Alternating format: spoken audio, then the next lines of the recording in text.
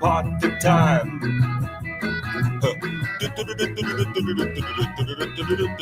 Party time.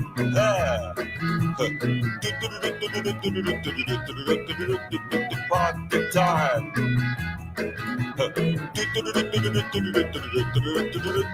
Party time. Drink your drinks and eat your eats. It's party time.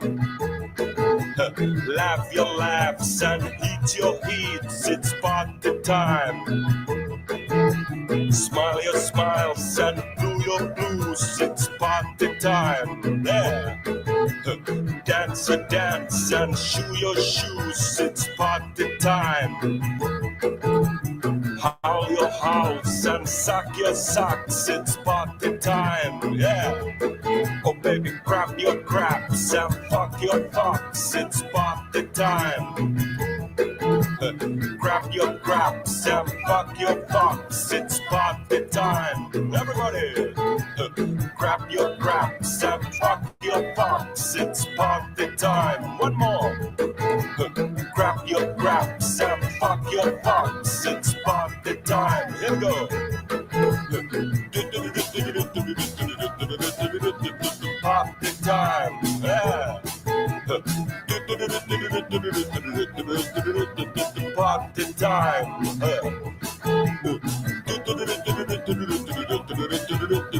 Party time. Yeah.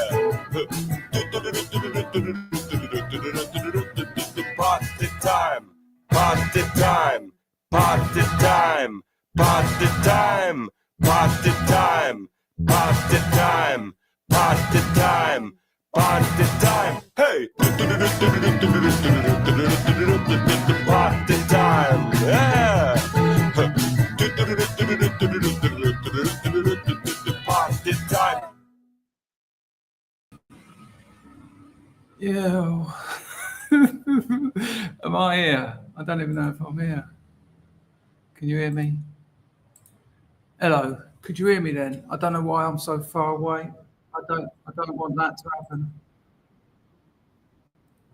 Hello everyone, sorry about that. Let's just get the quality up immediately with a bit of this magic. Bosh. Packer, help me, man. Why has it all gone wrong? Why is it looks like about that big on my screen? Sorry? Can you hear me? I can hear you now, yes. Why's what? Well, StreamYard is literally about 1.5 inches wide and 1 inch tall on the middle of my monitor. It's not the best start to a stream though. Discussing it, maybe I'll just put up. What's this? I don't know. Now? Mine's all right. It's now saying dynamic camera grid. And the problem, now it's numbered, then fuck it. Excuse my language, people. If I move a bit closer, that's like a zoom, isn't it? You know, I thought in the videos I've been making, I've been losing the no top.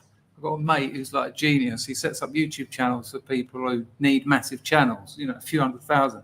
And he said, you've got to drop that no top. He said, that's just a lose. Straight away, he said, that first thing you've got to do, wear clothes. He said, just put a shirt on. So to get around that, I'd crop myself like that.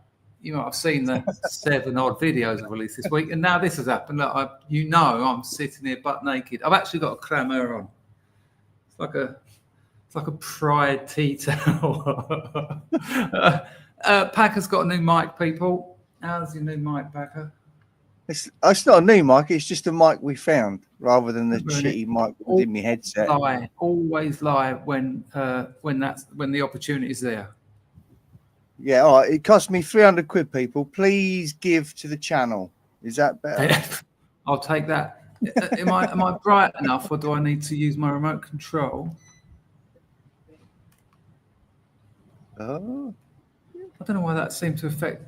Well, certainly, I think this turns the migraine down. Right, let's get a few hellos in to those who are in nice and early. For a start, Livy, 7 months on the firm. Nice one, Livster. Incredible work. People, you know the score. You've got Entropy in the top right, of which John Palmer already dropped to 10 spot. Bless you, brother. Welcome back. I don't know when that came through, but it's still a temp spot. I said the spot then because I was unaware of what I was saying. We're actually going to look at something today, people. I will get some hellos out because if you've made the effort to get here early, I think you deserve it. I think that's only fair. So let's just fly through. Oh man, there's too many people here to even do that. I can't see how many because there's new. I wish I was 42. He knows how to do it. What's this demo scene like? Get rid of that. Delete scene. Are you sure you want to delete this? Let's try it. Whoa, we're still here. Okay, right. I want to thank the new subscribers. Paco, I got new subscribers this week. 19. 19 new. So that's more than I've had in like 5 years. That's a lie, actually. The Dragon's Den video brought a few in. If you're new here, if this is your first live, or maybe you've done a few lives, if you say hello in the chat, just say, hello, I'm new. Or even if you've been lurking and you want to say, hello, I'm a lurker, watch the magic when loads of people will be nice to you and say hello. Unheard of internet behavior. Try it. I trust the scrubs enough. They will be nice to you. It's weird. It's like, hey, is this some kind of time wormhole? Is a wormhole sexual, Packer, or have I got the right word? Can I just say to the audience, there was a time when Packer would be on it and he'd listen to me and answer things I said. Now he just reads the comments and giggles. And when I ask him something, it's like I'm interrupting his. He's returned to just watching the stream, but I get to give half of my screen to him while he watches it. Sorry, Packer, if I've interrupted you there. Crack on. You know. No, you're right. I know. It's all right though. I mean, it's been organic since the beginning, so why not? Nice one, JP, for that. Funny that you say the beard because I go via his missus on the internet on the emails, and I said in the subject bar I called the stream "The Old Man and the Beard." Many ways of interpreting that. The other thing I've got to say thank you to is if maybe there's some here. But my new Substack, the last month, Packer, 102. That is, excuse my French people, I do try not to swear. Not because I don't want to swear, but when I swear, I want it to mean something. I want it to mean more than just a casual effing and blinding, as my mother used to say. Yeah, that's amazing numbers. I'll tell you what, anyone on Substack as a creator, I'm talking to Latus and me, essentially. Oh, and Brad. Brad's got one. Get busy on those Substack notes. I'd like to think it's the quality of my writing, but maybe that's what keeps them. But I've been using Substack notes a lot. It's like Twitter for Substack users. But also, massive thanks to the regular scrubs, without a doubt, people from here who read my Substack. You don't know what Substack is? It's like a platform. You can do media, all sorts of media now, videos. I might even do a video on it one day, but I just write short stories over there. But massive thanks to everyone who comments and it's asking a lot for someone to sit and read anyway these days in a culture where everything's disposable, like get it, instant gratification, throw it away. You know, can you interrupt your illusion of a busy schedule? I'm not saying you're not busy, but you know, it's in the interest of the culture industry to make you consume all the time. And you know, we're always flustered. I've got so much to do, but when you actually cut it down to what actually needs doing, very little production, lot of consumption. That you know, leisure. It's almost graft these days. Oh fuck me! I've got to go to the cinema. You know, get in there. Oh, somewhere in there's a movie that you watch, but you're so knackered by that time because you've been working all week to pay 30 quid for a fucking cinema seat. I use it for a kip. Oh, lovely, love the cinema. I don't even go on holiday. For that reason that I just explained. Yeah, you got going on holiday. It's 2 days going somewhere and coming back again, isn't it? If you've got loads of money, if you've got loads of money and you can afford a luxury holiday, where the couple of days flying and aggro and grief, you know, you need at least 3 weeks away to make those bookends of hell, either end of it, worthwhile. Yeah, I'm with you on that. I mean, me and the missus went to Vietnam last year, and it was all right, given the chance again. You know, at no point as she said, "Oh, can we do that again?" It was just hassle, because not only that, we didn't know our way around, and yeah, it was hassle. It was an expensive hassle, but I have had some wicked holidays on my own when I was young and rich. Right, let's move on. I actually want to talk about something today. It would appear that my super chats aren't working. Hello, James. How are you? Sundays certainly do, man. It's a small world, but we're all in it together. Charlie's on the firm. JP, Hoax is in. James from Philadelphia. Craig. Shane is on the firm. Wolfie. The boy Craig's just off down a boozer, but he can't let go of his phone. He can't stop watching it. It's too amazing. Who else haven't I said there? Quadrex is here. Nice to see you, mate. Steve's finally made the decision to leave. Neil Christie. Oh, bow tie and nothing else. It's an awful look, and I know that's why you said it. I wonder what I know what a cravat looks like, that shirt, because I put my cravat on before my shirt. It's not nice, but a bow tie is particularly disgusting. It's a good call, Neil. I certainly won't be doing it. Toffee's on the firm. Hello, mate. Special K on acid. Hello, son. The blogs is in. That would be my father. That is not a black fella. I think you're just misunderstanding aerial perspective there, William. I called it William. I don't know why. Well, because it's long for Bill, isn't it? It's always long for Bill in many ways. Anyone who just turned up, the boy Shelley, you're new, are you, Doc? Nice to see you. There you go. Quadrex says that Packer loves a wormhole. Jack London. Hello, son. Did you get my message on Telegram? Anyone who I haven't replied to on any social media, they backed up pretty heavily while I was away. So I definitely won't get to your message soon. I'm just deleting them at this stage. Willie's Desert Hangout. Am I right, Packer, in thinking that's something to do with that fellow who does the after show? It's not an after show, but it's usually after mine, you said. No? You mean Dave's Waffle House? Yeah, it's not. It is. It's just 3 words that's made me think that. That's what I mean. No, Willie hangs out at Dave's Waffle House, yeah. But it's not the same thing. Okay. It's not the same thing, no. Mousecat's new. There's someone else around here that reminds me a lot of you, Mr. Cat. An absolute pleasure. Dan, never commented. People, prove me right, and welcome 5 years lingering and lurking. Dan, show him some love, people. That's amazing. Neil says that Stephen Hawkins theorized bumholes. Well, they never tell you how he got in that state, do they? I'm not, you know, there's a lot of rumors for sure.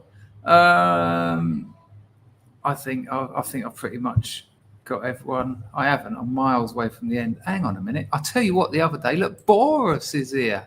Am I going to have Kate Smurthwaite? I never had her on the first time, Boris, and you know it. By the way, people, Boris's Substack is great. It's great. It's the sort of thing you'd imagine Boris writes about, and amazing. I tell you what, people. As much as I tend to write degenerate, decadent, sort of humans at their worst stuff on my Substack, it's very right wing Substack. And the people who set it up ain't, but they are very much in defense of freedom of expression. Famously, the CEO was on CNN, and he said, "No, I just want people to say what they want." And they said, "What about misinformation?" And he said, "I think it's more important that those people get a voice." And the person from CNN was having all sorts of dramas.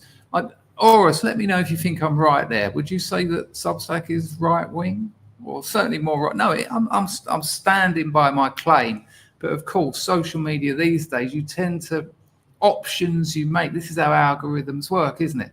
Because of the options I make, certain stuff gets pushed towards me, stuff that they think I'll like. So maybe it isn't. But hang on, when I go to Substack Notes, I don't choose those people, and they're mainly very heavily on the right. So yeah, check out Boz's Substack. I'll tell you what, people, make a Substack account just so. I think you don't need one, but you need one to subscribe to people. There's a lot happening over there. There's some cracking accounts. Ludwig's on the firm talking about Substack. I'll tell you what, Ludwig's got a double life as a literary critic. Incredible understanding of the word. I think I put too much pressure on him. Emma G read my last Substack, didn't understand it. You did, Emma. I think you were looking for more. You were looking for stuff that weren't there. I think you probably got enough. Don't know what that means. Hello, Packer. Good to see you in the chat there. Look at the love for Dan. It's just flying in. Look, Wolfie. I think Wolfie's on a phone as well. Multiple letters. It ain't easy. Right, we're going to get straight into Cole Lewis. There you go. Did Boris even reply to me? Special K thinks that Substack. Are we talking about the organisation or the general sense of it? Jeffrey Russell Jr. says that. Yep. I made a video earlier about. Did any of you see it? Tucker Carlson outright said he knows someone. He said it before. I'll put it in the video. Thank you to everyone who's watching and commenting and liking those. It's an amazing support you're showing. I had a conversation with someone the other day that was convinced that the money that was going to the Ukraine war wasn't going awry because they weren't sending the money, they were sending arms. So, you know, the Ukrainians couldn't have possibly have been. You can't possibly have been stealing the money because they were sending arms. Oh. Did it not make you think though? Who the fuck is who's Tucker Carlson? I know he's like an elite. You know, he is. He's up there. You can. With great power comes great connections. But when he just said, "I know someone who bought weapons." NATO weapons. People he's had sat in front of him over the years who behind the camera have said, look, Tucker, yeah, you bang on the fucking, you're hitting the nail right on the head there, but I just can't sit in front of the camera and say it out loud, and I'm not going to. Yeah, but how do you turn someone, you know, I understand networking. I talked to an A-lister the other week, seriously, someone you all know. And I was thinking, is there any network ability here? He needed information from me, something that very few people in the world could explain to me. I've got to keep it private, obviously. But there was a bit of me thinking, you know, is there any network potential here? So how do you go from, I mean, I suppose Packer's a Packer. I confused you for Tucker Carlson. Packer Carlson, Pucker Tulsi Gabbard.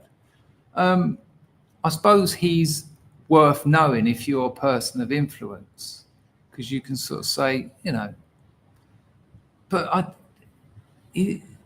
think if you're going to be friends with him, you'd probably already be sort of politically aligned to him. I don't know. It just seemed, it put things into perspective for me when a TV presenter said, essentially said, my mate bought weapons.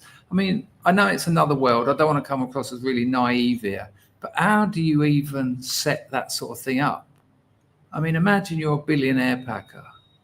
I mean, I'd imagine the first thing you wouldn't be doing is buying weapons. But how do you? I must fund war. Who do you call though? It's like Lord of War, isn't it? I mean, I expect they find you. Is what happens. Like every other, you know, scumbag and dickhead in the world, they come and find you if you've got shit tons of money. I don't know, man. I suppose it's probably just, you know, I'm going to stick my neck on the line a little bit, but it's all, I'd imagine it's very social. You know, they hang around together. That's their social group.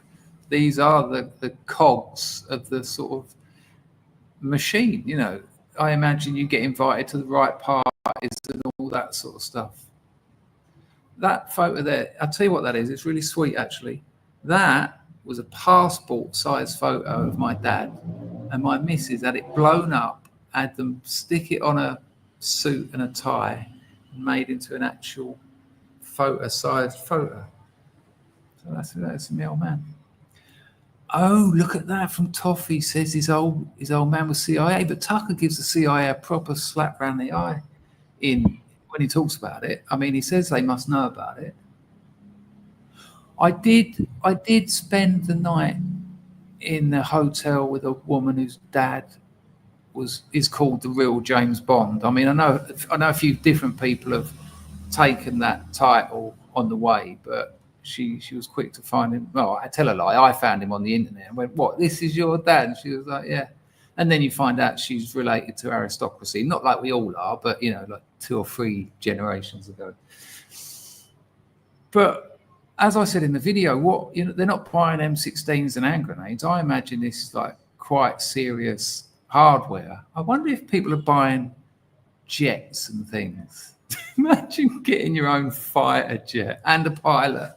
The pilot will probably cost more. I wonder if you could get Tim Davis. If I got hold of a decent fighter jet, I wonder if I could call Tim and say, listen, just for a laugh, I've got a jet that needs flying. I had a mate who stole a train. He stole a train, but they're obviously limited by tracks. They're very difficult to steal because the police tend to know where you're going. Well, when he started that story, it started off, we were living on a lighthouse. It was part of my art degree. That's what you do on art degrees. You live on lighthouses. That's your tax dollars, people. And I was talking about nicking a motorbike, and then one of my tutors said he stole a train and told that story. And then the older tutor told us about stealing a submarine. And it was one of the best stories I ever heard. Went on for about 2 hours. The detail was, you know, it was either telling the story from a novel he'd read and studied, or it was true. He went into such insane detail. It was an ex-cartel cocaine sub. Do you know about that, Packer? One of the most successful ways this is Colombian and Peruvian cartels, export cocaine into the US and Europe is via submarine. And they make, I kid you not, let me see if I can find a video. They make them in the jungles, in the same crappy little labs. I've been to, mate. So when we talk about how do you make those contacts, when I was out in Venezuela, we're talking 25 years ago, a couple of people I worked for in the UK got wind that I was in Venezuela. So of course, when I'm like, oh no. When I said don't tell them, oi. And so of course it was like, get some prices. Do they get us through Venezuelan customs? And yeah, I don't know. This is meant to be an holiday. Just do it. And kind of weird because we had street dealers, but they'll just lie to you. But I remember one fella, we got talking to him and all blah blah blah, and then I said to him, sort of just out, you know, I tried to. We'd obviously let each other know we were cool and that. We drank a few whiskeys on the beach, nice. And I said, "Hey, do you know, or could you introduce me to someone who might be able to help me out with, you know, something a little bit more than a couple of bags?" He went, "You've already said too much." And he got up and fucked off. You've already said too much. What's the fucking code word? What? Literally just, can you? Yeah. He was proper spooked as well. He, not in the way like, if it was a gather, he'd have probably sat it out and set me up. But, you know, he washed his drink down, put it down. He went, "You said too much." Got up, gone. Salmon is on the firm. You might notice the occasional slight holding back because the missus is asleep. Turns out she gets migraines with aura like me. I'm so gutted for her. So gutted for her. She went all spaz yesterday and she said she was seeing things. And you can go on Google and you can see migraine aura. People have done drawings and paintings. I said, "Is it like that?" She went, "Yeah." I went, "Yeah, you might want to lay down." And then I gave her a massage with my penis. Right. Let's have a look at this ActBlue. So before we go there, let's see what mad as a box of frogs Dr. Cuddly Old Conservative Teddy Bear Steve Turley has got to say about ActBlue. Just for a little bit of background. Thank you, blogs, for recognising my little joke there. Because it would appear StreamYard is playing up, I probably won't be able to see if this is playing right. So feel free to say all sorts of nonsense in the chat to make me feel like it's not working and help me along. But this is Steve Turley. ActBlue is it appears to be more than one thing.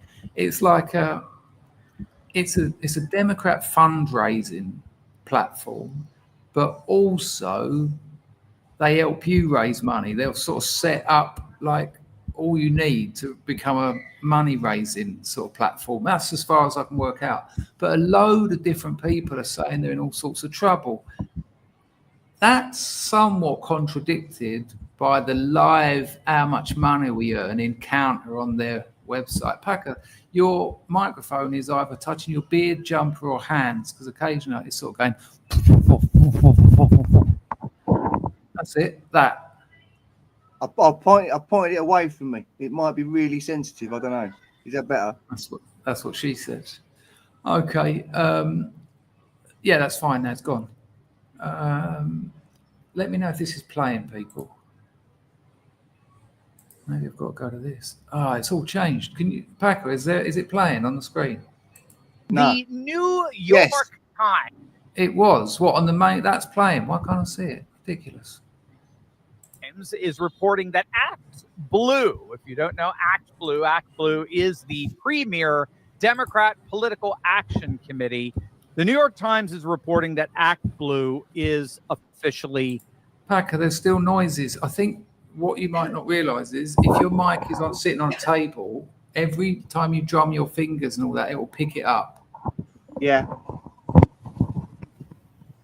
It's like you're scuba. It's like we're all scuba diving. It's not a massive problem, but it is a little bit.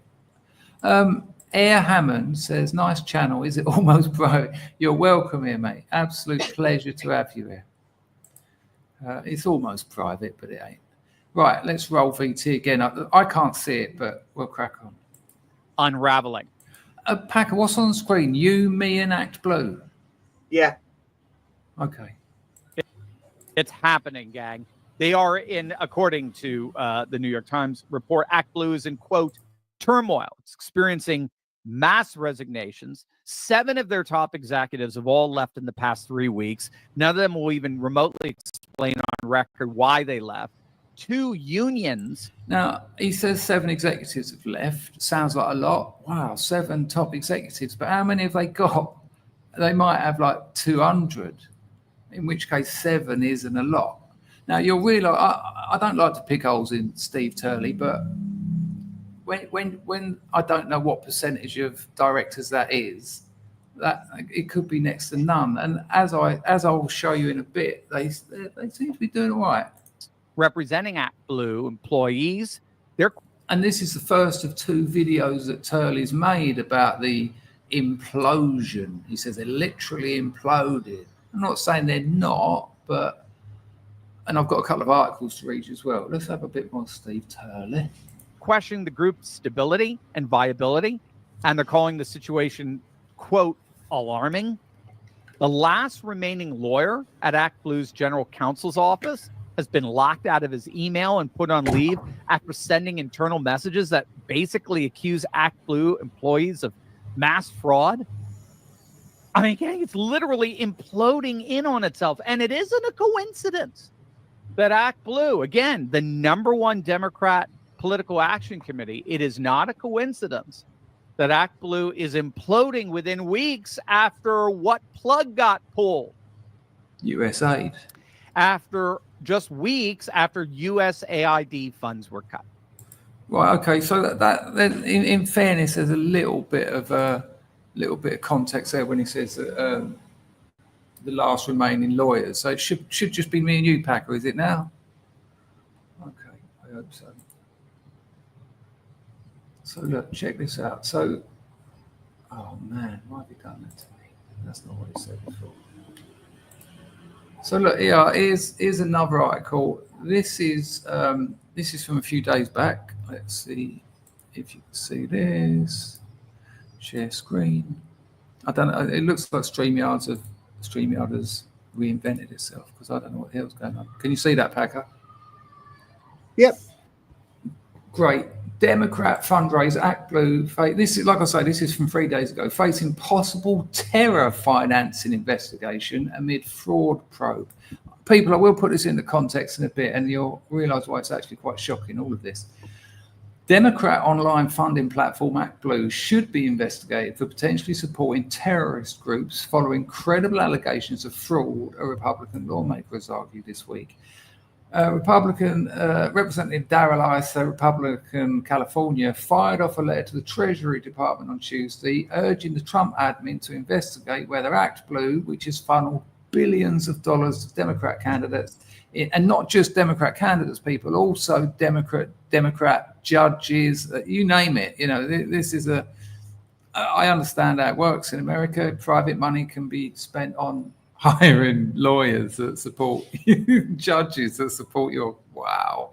Anyway, has knowingly accepted payments from terror-linked groups. I write to raise concerns regarding the progressive funding organisation. ActBlue calls itself a progressive funding organisation on its own website, by the way, as well as its charitable arm. They love that. They absolutely love having like subsets and all that. It's usually part of the blag, usually part of the tax blag, the NGO blag, all that sort of stuff, separate, complicate, dilute, etc.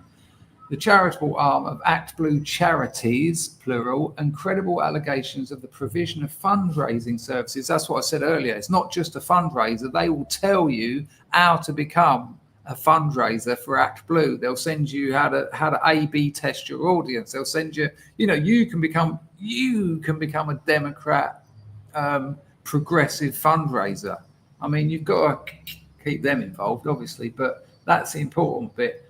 Credible allegations of the provision of fundraising services and payment processing for terror-linked organizations and non-profits. Now, here's the interesting thing. Can you see that page there? See in the top right where it's got that thing on the top right where it says 16,609,225,091. That's how much they've raised in the last 21 years. But that is a live counter. And if I take you to the actual webpage of ActBlue, it's going up nearly all the time. It has stopped a couple of times. Let me see if I can share it with you. It's going up for me now. Yeah, look, can you see it? Can you see that? Look, it's gone up. Fuck me, it just went up 40 grand. It's gone up 8, 9 grand, 10 grand. Can you see that?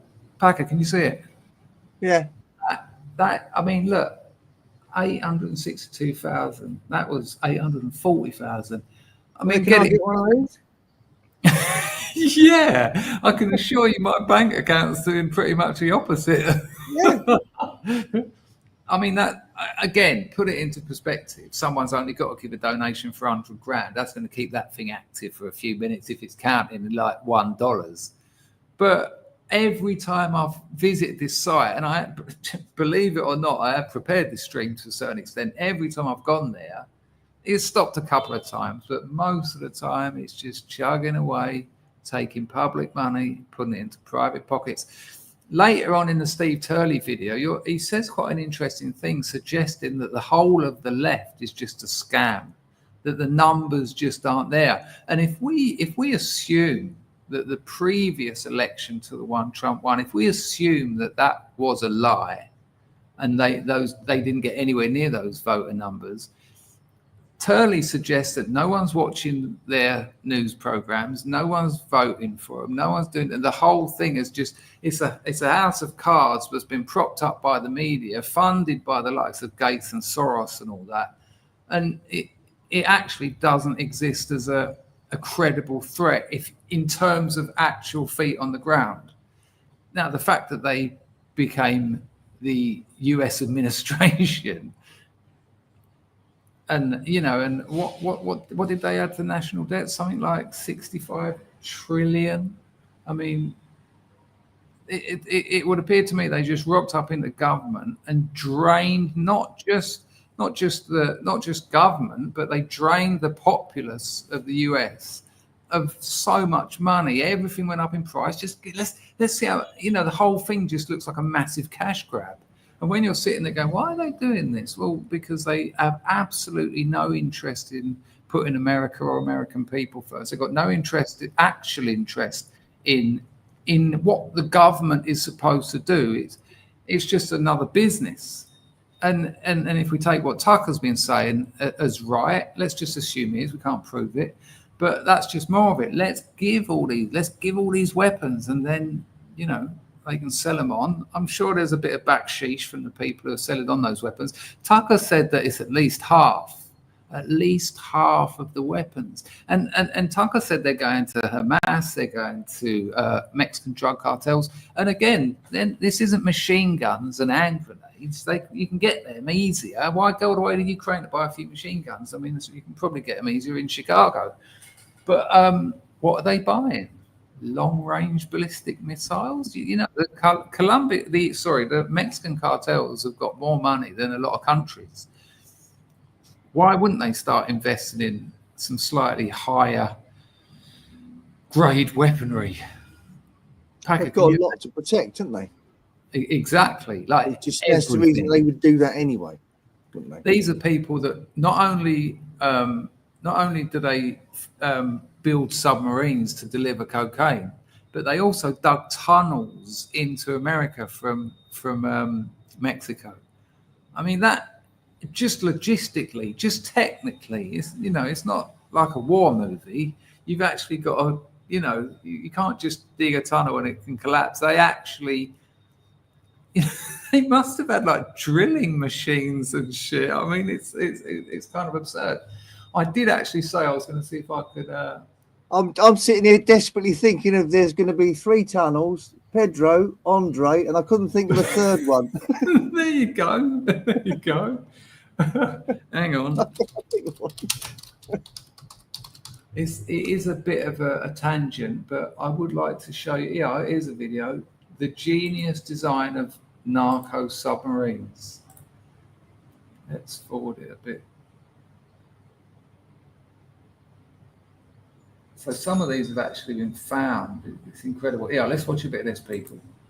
So I watched a few documentaries about this a while back, and the narco subs, which is a great name, which I wish I'd have said earlier. The next one they find every time is gone up. The technology has improved. You know, the first one was like a big cigar with a bloke laying down in it with a tube going out, poking above the water. But the ones they've got now are better than the ones the Allies and the Germans used in World War II. They're better vehicles. They've got higher technology. They're not armed at the moment because they're Doc Shelley says their submarines suck. He says not true subs. I don't know what that means. I don't. Is Doc Shelley a submarine salesman? Let's have a look at some of these submarines. Yeah, this is one of them. Check it out. Roll VT. Let me know if you can see it, Packer. Yep. First glance, this just looks like a real submarine. It has the typical cylindrical shape and is around 24 meters long. This build can almost fully submerge. Only a snorkel protrudes from its top, allowing the vessel to breathe. Let me know in the chat how much they'd have to give you, because these aren't remote control. There's people in these. You'll see it. I'm assuming you'll see in a minute. There's people, 2 or 3 people sometimes in these. They need someone to drive them and all that lark, and you've got to take shifts. I can't remember offhand, but I'd guess one of these takes something like 6 days to get across the Atlantic. I've already got more faith in this because the bloke selling me it has a German accent. And if anybody can build their sub. James says they're not submarines, they're like low-riding cigarette boats. I don't know. I mean, we could get into what submarine means, but I'd guess submarine is kind of apparent. Let's continue. I want to know how much you'll do it for. Oaks said 20 quid. You'll just do it for the laugh, would you, Oaks? I mean, it would be one of those things I'd struggle to turn down, really. If I ain't doing that, and you'd get home and think, what? You're not going to sit in a cocaine submarine? That kind of adventure don't come around again. I mean, turn it down. You're probably going to get shot anyway because you know too much. Let's watch some more. Keep... Mouse Cat said peddling Pedros. oh, it'd be a nightmare if you agreed to it. Then it turned out you proper had to put the footwork in. No, man, I want a nuclear engine or a coal-fired Wankel rotary engine. Here we go. Hello, Maynard. Good to see you. Only the bravest are sent. Only the bravest are sent, bringing us our underwater fentanyl. Oi, Maynard, that's how you know you've got the good product. Like on the streets of London these days, people are going, has this been brought in with a sub? I don't go near anything that's over marine. Here we go. Roll VT. Drawing in air to cool its diesel engine and provide fresh oxygen for the crew. It also gives the vessel its name, the snorkel sub. Unlike most real submarines or most naval submarines, it's not built out of steel or metal.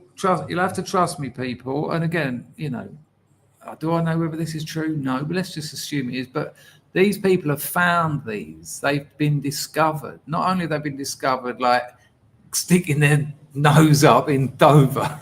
Imagine being on the beach day out with a family packer, a fucking submarine, and loads of Mexicans or Colombians run out with like rucks, like white cloud of white powder going everywhere. Run. But they've also found them. Like I say, these are built in the jungle. I mean, just getting it from the jungle to the sea. Again, it's a multi-billion-dollar crop. The money in cocaine is ridiculous. Trust me, people, even buying a kilo, treading on it a couple of times, washing it up, or you don't tread on it and wash it up, but if you wash it up and sell it as rocks, that you're going from like 35 grand to like 100 grand. Just a little bit of chemistry, a little bit of bicarb. You know, and they can produce kilos of this stuff for hundreds of dollars. They pay the coca leaf farmers literally hundreds of dollars, and they'll turn that into billions. You're not building submarines unless it's worth it. Moslab is on the firm. I see him answered. He left a comment on one of my videos. Hello, mate. Good to see thee. Incredible. Bungle in the jungle. not to be trusted, is it? Here we go. Washing up is a bit of a. It's got a new. It's acquired new meaning in terms of the cocaine trade, hasn't it? With the submarines, Saharan Africans. Anyway, roll VT. It's built out of fiberglass. A diesel engine powers the sub, while an onboard generator provides electricity for various systems, including a camera mounted atop the snorkel. So they always have an idea of what's around them when they are underwater. Ballast tanks allow it to take in water and dive deeper when danger is spotted. The interior feels cramped yet sophisticated. There's a basic toilet and a sink. Small luxuries that make long journeys more. It's good they've got a toilet because let's be honest, anyone sitting in that thing is fucking shitting themselves for the entire journey. Anyway, who made this submarine? Couple of blokes in the jungle, eh? No, they've got centuries. Their grandfathers and their grandfathers' grandfathers grew coca leaves. Yeah, but what about submersibles? Nah, they got it. They Chat GPT. Special case says camera equals old iPhone sellotaped on. Bearable for the crew. The snorkel sub can haul up to 8 tons of cocaine, carrying 8 tons. Wow. Let's find out how much a ton of powder's going for at the moment. Hang on, I've got an app somewhere. Hang on. Right, cocaine prices today.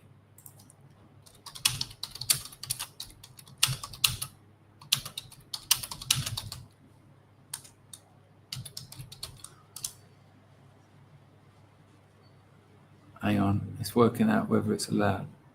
So that's 907 kilos in a ton.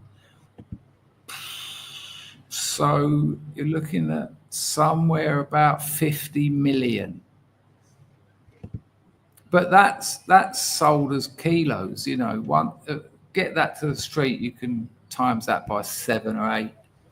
Wow, man. Get one of those subs across and you've got a wholesale price of 50 million. In Peru, probably about Well, not even 1 million, not even 500,000. It's pittance over there. Those people eat their fingers for dinner. Anyway, roll VT. It's illicit cargo thousands of kilometers from Colombia to destinations like Mexico or beyond. I'd be gutted if I got in a drug submarine in Colombia and I opened the hatch and I was in Mexico. Hang on a minute. This isn't a holiday. This is home from home. Look at that one, though. Look at that one going from Colombia all the way. That's got to be the Atlantic, isn't it? South Atlantic, is that? Or is that the north of something else? All the way to Spain. Nah, man. I wonder how long that's going to take. Gosh. So far, not a single one of these has ever been caught at sea. But we know they keep building them because the ones that we have got, like... Look at that.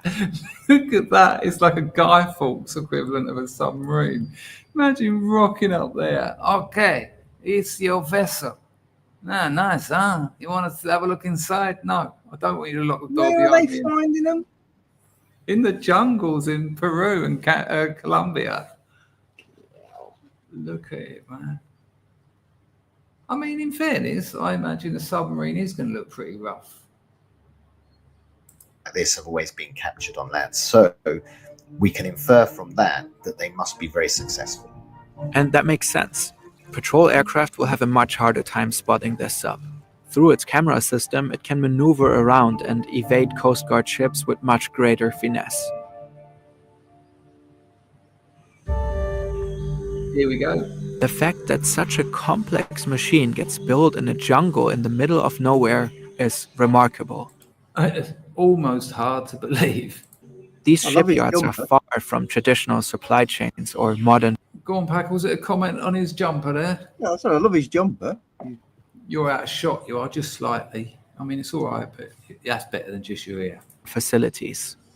Narco-submarines are designed and the construction is overseen by master builders. These are artisans, very technically proficient. They're impressive designs in the sense that while they might look very shoddy and they really are the perfect example of the minimum viable product. It takes me back to what we were saying about Tucker's mate buying those weapons. I mean, I wouldn't... Right, my brother, he went to a very good university and he studied German and Russian. It's called simultaneous, not for me, this work, simultaneous interpretation. So someone speaks to him in Russian and he's translating. It might be simultaneous translation, actually, not interpretation. He's translating it live. So if you're having a meeting between someone who's Russian and a German, the Russians speak. They're looking at each other. And my brother's, as they're talking to him, he's translating for him, and he can do it between Russian, German, English, German, all variants therein. He actually got a private gig for this farmer who had these two Russian birds come and stay at his house. Now, they thought that, well, they were on just like a holiday in England. That was the idea, live on this farm, bit of milking and all that. But predictably, the farmer was an absolute perv, and every night it was, should we drink some wine, girls? And they were sort of like, oh, okay. But my brother got wind of this pretty quickly. And he said to the girls, obviously in Russian, he said, look, he's a pissed old bastard who's trying to fuck you. Why don't we just have a night where we just chat and I'll just pretend to be translating for him. And so the farmer would be there like all pissed. Like, oh, do the girls would like to see the master bedroom? And my brother would just talk to them about any old nonsense. Point being, within the first week of university, they had a class where they took about 10 students and they said to them, you're in the top 0.1% of students in the country likely to be approached to become spies by various nations. This isn't just like, it's not like MI6 are going to rock up and say, we'd like you to become a spy.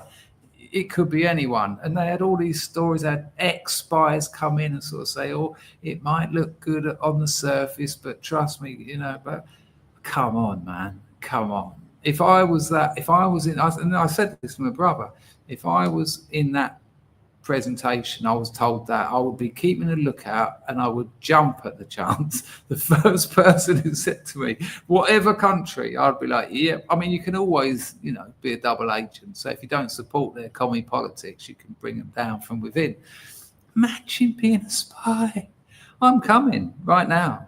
I imagine when they give you like 4 passports and all that. I'm noping the fuck straight out of there.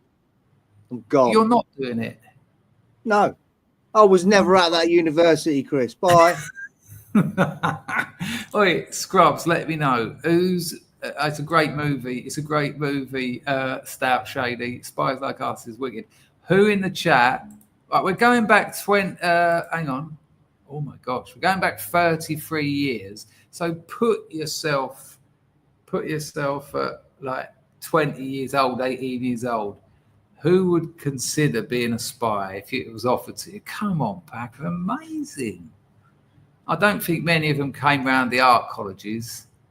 Marzipan is on the firm. He's on the firm, people. Pizzle's here. He says no because he wanted 007. Oh, you said no. They offered it to you, but you couldn't get 007. I would do it, man. Imagine being a spy. Your life just takes a whole new meaning. Imagine being out there in Siberia, shoveling shit for the next 40 years. Thinking, hang on a minute, it weren't like this in Octopussy. Where's all the turtle? Where's all the birds? I'll tell you what, though, I did start to think that my brother was a spy. There you go. Look, Stout Shady's up for it. Mrs. Me and it's on the firm. Nice to see you, love. I got to say, people, the grift has been terrible. None, like nothing. I've made 6 videos this week. It's gone midnight here. Not a penny. The fuck? I hadn't even thought of that. It hadn't crossed my mind, but you're right. Yeah, what's up, people? I'm going back to calling my streams dollar drives. Let's crack on with a bit more on this submarine thing. I'm finding it rather interesting. It's the videos, if you're interested, people, the video is called The Genius Design of Narco-Submarines. I kind of want one of these submarines, though. Do Go on. I want one of these submarines. What, as a toy or just like? Yeah, I live in. Well, I think the boy might like it. Yeah, I think he would. Me, Cray, and the boys for the weekend. How much do you reckon an ex-narco sub would cost you? Oh, not a lot. What are they doing with them? They're in prison. James says most spies read a lot of newspapers, really. Dreadfully dull. Now, there's only one way you would know that, James, and only one way you wouldn't know it. So, I'm just going to leave that out there. JP has donated £2. Thank you, John. And he said he wants Packer's beard. John, can you not grow a beard? Or are you on a beard ban from the other half? What's happening? It was weird when Barclay was on. Thank you, John. It's very kind of you. It was weird when Barclay was on it. Do you remember? He was on it like a few months back, and he said he was trying to grow a beard, and that well took me back. I'll tell you what. Talking about being taken back, I'm writing a piece at the moment. It's a true story, but it involves me thinking about desire and sort of sexuality, but like when I was at school. And it's hard to put yourself back in that mindset. And I was going to ask ChatGPT, and I thought, I don't know if I want these kind of searches in my history. Like, no. Even Google, how do you sort of say, what's the sort of I wouldn't say it out loud if I was you at all. Exactly. And the amount of things I've seen where people have got in trouble for a search they made, and they've said, I was researching for a book, and everyone's like, yeah, all right. So yeah. Your best bet, mate, is just to think back about how you felt about, Debbie Harry or whoever. or the girl in your year that looked good in a leotard, the first one to get breasts, whoever it was, that sort of thing. A friend of mine nailed it actually. He said I'd suggest it's much the same as you are today, but just with different language. He said, you know, write it as you would today and then change it into the language of a 12-year-old. I tried that. It was like the worst porn ever. Anyway, narco subs. Oh, hang on a minute. Well, hang on yeah, but it would be though, wouldn't it? Pags has saved the day. Look, eat for God's sake. Cheers, Pags. Machano Kapushkata Tutu. Great stuff. Pizzle's rocking a beard. JP can't grow a dirty wizard, just a goatee.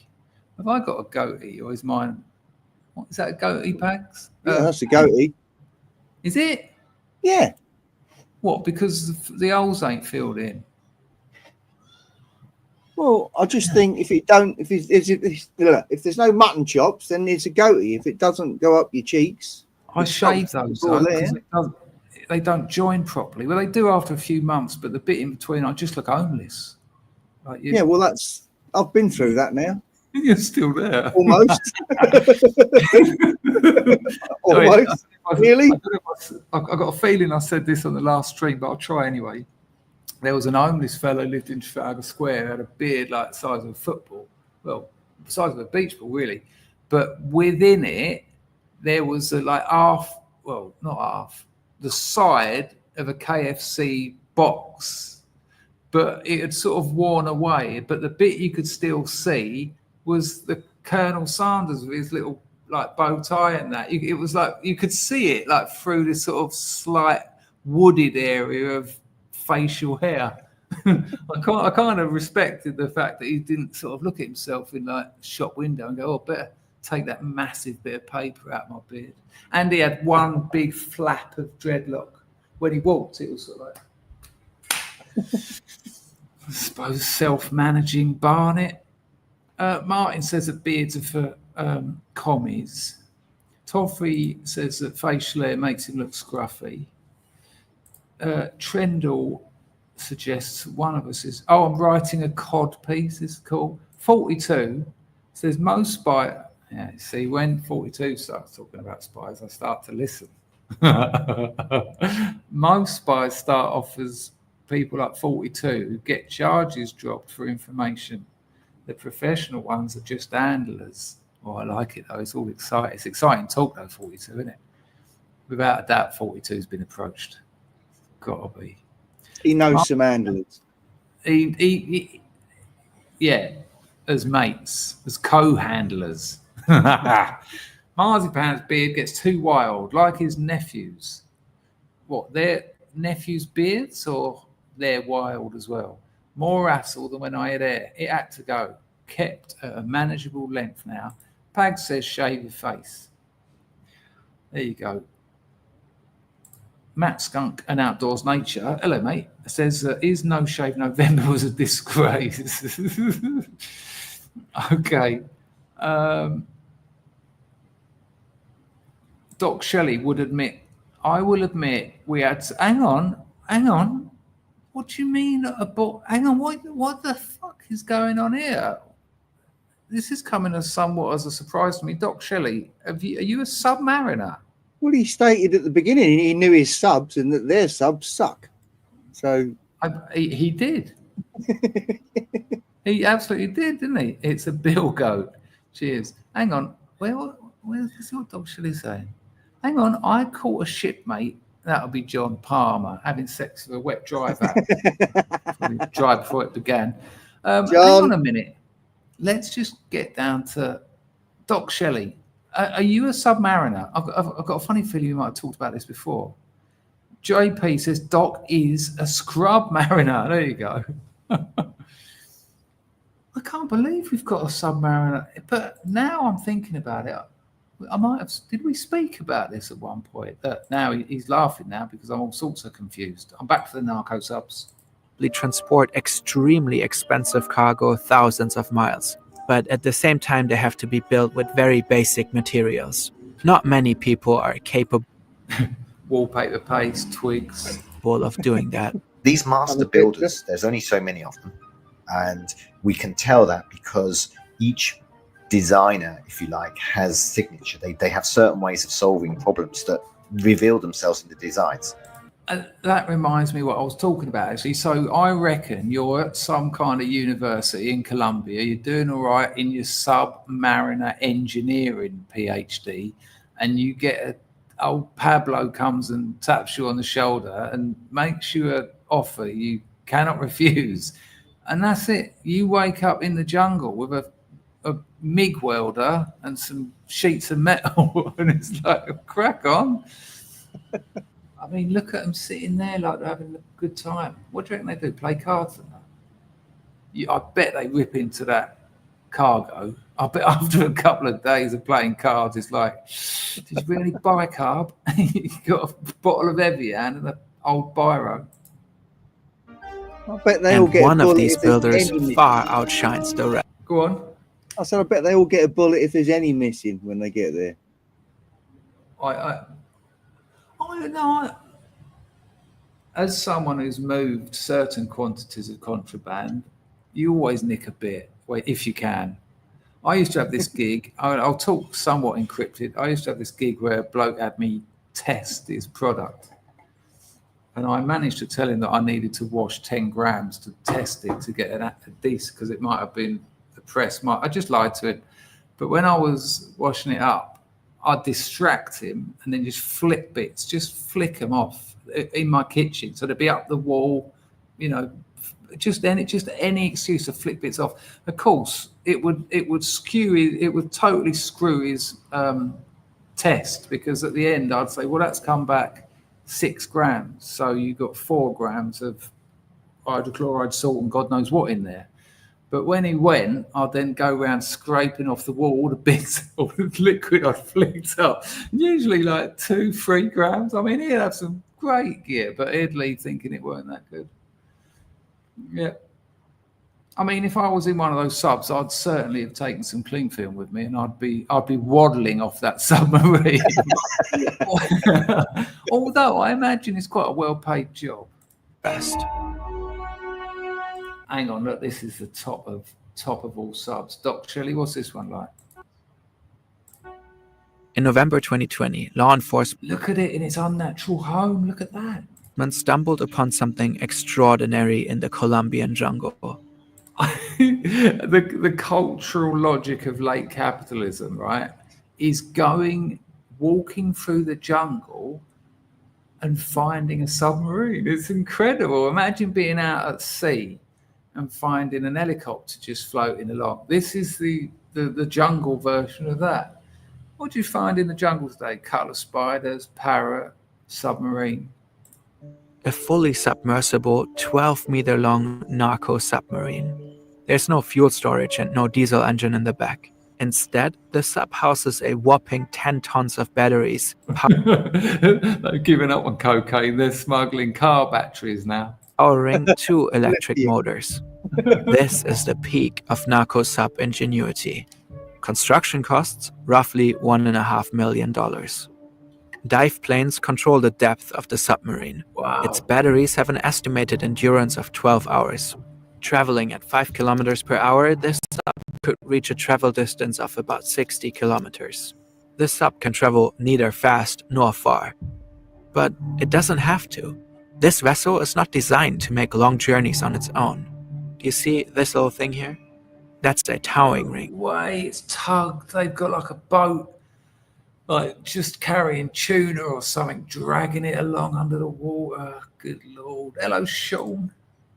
Sean says the black market is infinitely worth more. Yeah, of course, without a doubt. The blackness of it is what makes it worth the money. Hoax acid smuggler. You can smuggle like 1 million blotters worth of acid in a bottle of Evian. It can be attached to larger ships, allowing the narco-sub to be pulled long distances undetected. When the smugglers reach their destination or Coast Guard appears, they simply unhook and continue on their own. Wow. This sub is extremely hard to detect. In fact, it has never been found in action. Authorities have only discovered this one example in the Colombian jungle, but there are most likely many more of them out in the waters. Good Lord. Good Lord. Imagine you're a narco sub driver and you smashed into another narco sub with all the bad luck. I knew a while back that they were firing cocaine torpedoes from boats, or probably subs, I imagine. Yeah, look at this, people. I've just closed that screen. It's got taken me back to ActBlue, and that number is still absolutely flying. I think they've raised over $1 million since I've been streaming. I mean, I've raised 12 quid, and they've taken over $1 million. That's ridiculous, isn't it? I mean, for a party that's just a laughing stock. Did you see them dancing? Oh, we've got to find that. We've got to find them dancing. They done like we're the Democrat superheroes. Hang on. Democrat. We'll have to do it simultaneously. Do it at the start of a stream one day. What, crash a narco sub? No, the Democrat dance. This thing you're about to show. It's nuts, isn't it? Here we go, people. I found it. What, you know, that sort of thing. You've seen it, where it looks like they're trying to squeeze one out. It's shocking. I mean, and we'll have to have a look at that. Have you seen the old dear trying to talk like the youngsters? She's like, oh, I'll find it. I can't improvise. She looks like something off of Terrorhawks, doesn't she? Yeah, Zelda. That's it. I thought that. It might be a bit small on the screen. Can you see it, Packer? Yeah. Here we go, people. Check and look. Choose your fighter. Because kids like computer games, don't they? Check it. There you go. That's Sulhy Jessica Wu, Bento Box Queen, Mammy of the Century, Sleep Deprived. That's a great joke. That's legs like a footballer. Here we go. Check it out. It's got 4 upvotes. AOC, look. New York's 14th congressional district, youngest woman and Latina. Notice she hasn't. Special power can eat an apple through a chain link fence. Trekkie, look, they said, look at the comments, look, so obsolete. Zelda, so cringe, so gay. It's so bad. And again, you know, they would have paid someone out of that ActBlue millions that they're getting every day. They would have paid an advertising or a marketing firm, and they would have sat around that table after spending the weekend keeping narco subs in money, going, we think you need to get a younger audience. So what we think you should do is, you know, like the start of a computer game, as if you're all characters in a fighting game. What lunatic signed that off? I'm not joking, people. They probably paid a couple of mil for that. Like that. No, don't touch me there. This is my no square. That's on record as costing about 3.5 mil. You know, the money is in marketing. Look at these twats. Yeah, roll VT. The one who looks like she's trying to have a dump is my least favourite. Stop it. Come on. Oh, she nearly fell over that one. Let's just watch that one again. Look at the bird in the red top. Look, when she comes down the ground, she almost falls over. Oh. That one, this was the best day of her life. That was the best day of her life. Jasmine Crockett. She's completely mad, isn't she? Yeah, awful.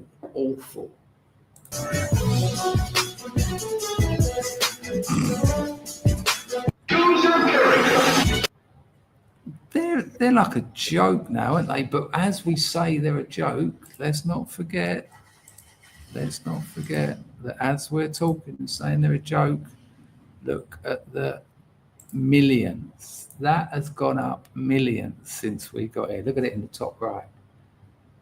Wow. 1,000. 6, 7, 8, 9. Another $1,000. Another 1,000. Wow. Another 1,000. And that's going on things like that choose your fighter video. Let's have we already had a look at that one. I actually had to sign up because weirdly, of all the people to talk about ActBlue, the New York Times. I'm not quite sure what's going on here. Is this the one that Bezos owns? Did Bezos buy the New York Times? Someone in the chat, let me know. Hello, Tom. Tom OB. Incredible stuff. Hello, Otto.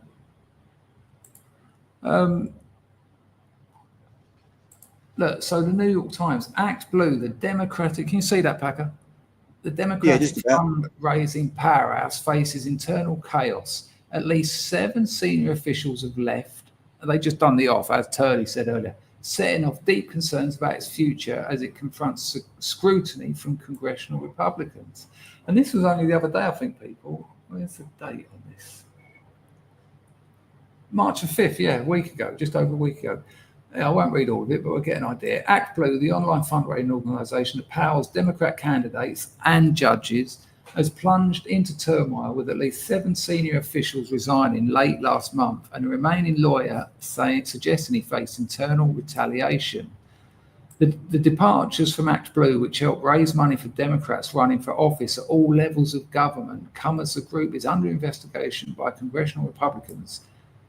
They have advanced legislation that some Democrats warn could be used to debilitate what is the party's leading fundraising operation. The exodus has set off deep concerns about ActBlue's future. Last night, 2 unions representing the group's workers sent a blistering letter to ActBlue's board of directors that listed the 7 officials who left. The letter described an alarming pattern of departures that was eroding our confidence in the stability of the organisation. What prompted so many long-time ActBlue officials to leave is not yet clear. None of the former officials agreed to be interviewed on record. I mean, it's got to have something to do with USA. It's got to have something to do with Doge, hasn't it? Doge is coming. That's what it is. It's got to be, hasn't it? I found this as well. This is from Straight Arrow News, probably bent. This was 5 months ago. It's only a couple of minutes, but check this out. Can someone tell me what smurfing is? Because the title of this is Republicans expand their ActBlue's smurfing investigation to 19 states. A Republican-led investigation. Sorry, just if you didn't hear, this is 5 months old. Into popular Democratic fundraising platform ActBlue for alleged illegal fundraising practices is now expanding to 19 other states. The platform is accused of using fraudulent methods, potentially violating campaign finance laws. This probe has drawn attention nationwide, with GOP lawmakers claiming possible money laundering. The investigation centers on accusations that ActBlue, which has raised more than $15 billion in the last 20 years, was used to skirt campaign finance laws and potentially launder donations to avoid contributions. They're bent all the way, man. The Democrats, everywhere you look, you've only got to look and you find corruption and fraud. Limits. The concerns stem from the practice known as smurfing, where large donations are broken down into smaller contributions under different names to conceal their true origin. According to a coalition of Republican state... Not painting yourself blue, like JP said. Attorneys General, ActBlue may have processed donations from individuals who were unaware their names were being used. The probe began in Texas late last year and has since expanded across the country, involving 19 other states. In a letter sent to the CEO of ActBlue, attorneys general in these states raised concerns over a pattern of suspicious donations, particularly from individuals with low net worths who people who are skin who didn't know their banks had been robbed. I can't help but think it's kind of over for the Democrat Party. The DNC, didn't they appoint that kid? I can't remember what one it was. It was one of those kids. It might have been the one who went to Harvard on like, oh, your friends were at a school shooting, so you can come to Harvard. He was at a school shooting. He was a survivor. What's his name, people? David? Is it David something? Some American in the chat will know. It's not an anomaly. No, I get the feeling it's not an anomaly. There you go. No, it's not. Hogg, that's it. David Hogg. And I think they got shot of him the very next day. Hang on. David. Yeah, Hogg, they just haven't got a clue how to engage with the public. They've lost it and they're just grasping at straws. Yeah. There's a video here. At 24, David Hogg becomes the youngest DNC chair ever. Let's have a look at his acceptance speech, because it'll be doubly funny knowing that the next day, see ya. I mean, surely you've got to. Two records though, the youngest and the quickest. No, both youngest to get the gig, youngest to lose it, and the quickest. Yeah, let's watch his acceptance speech. Just, I mean, Schadenfreude is a wonderful thing, so just enjoy it, people. Here we go. So this geezer got the vice chair of the Democrats, and a day later, here we go.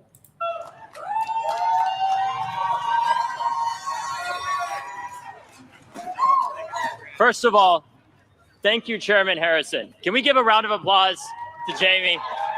Thank you. Thank you. Who's ready to take the fight to the Republicans and win this thing?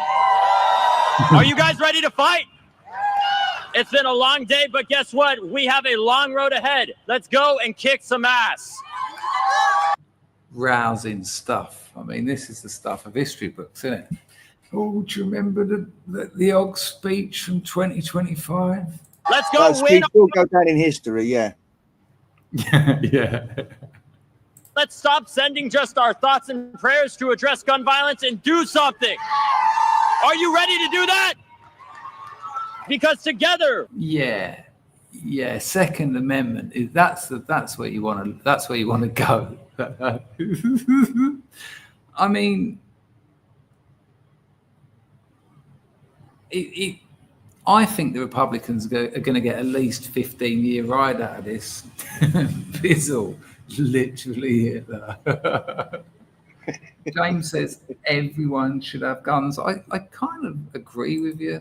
I see Dave Chappelle talking the other day about. He said he was in England and he said police don't have guns, and he said I just thought that was a joke.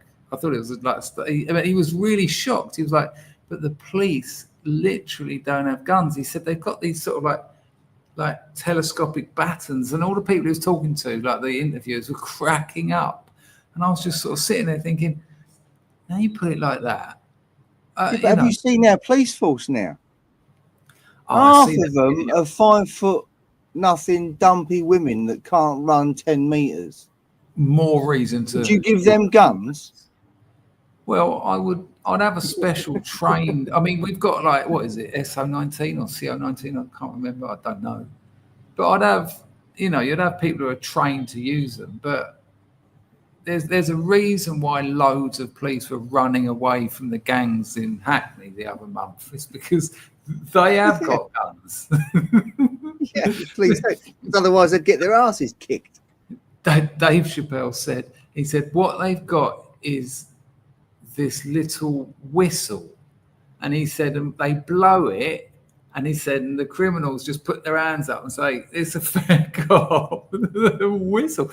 And the thing is, Metropolitan Police do still carry whistles. It's like, I mean, I'd love to think we still lived in a society where bleep, all chase those little gutter snipes down the road, but come on, man. The people you're trying to arrest are using submarines to get these drugs into the country. I don't think that whistle. They're not the people our police are trying to arrest. Yeah, right. Not by a million miles. I saw this. Listen, people, I don't really like talking about this because it's exceptionally distressing and heartbreaking. But so Starmer has put two-tier policing into law now, hasn't he? It's actually, there are protected groups who don't, I mean. Well, it was already happening anyway. It was already happening. There was people being let off of serious crimes because their wife couldn't speak English and they needed to be there as her interpreter. Do you know what I mean? And, and that doesn't happen to a certain demographic of people, does it? I saw the other day. No white Christian man is getting out of going to prison on that excuse, are they? No.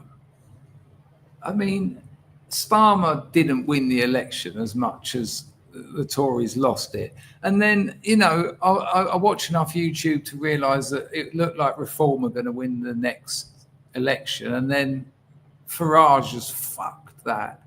Get shot of him. Scrubs, He turns everything he touches turns to shit, doesn't it? Yeah. You know, I was quite excited. You know, Reform, they're not really the party for me, but they are more the party for me than the people currently on offer. And I thought, okay, it looks like they're going to win. This will be kind of interesting. It might open the doors for an actual nationalist, populist, patriotic party. And now there's all this madness with him and Tice and all that. And it's like, it starts getting to the point where you think he's likely a plant. You know, just get in there and fuck it up for him.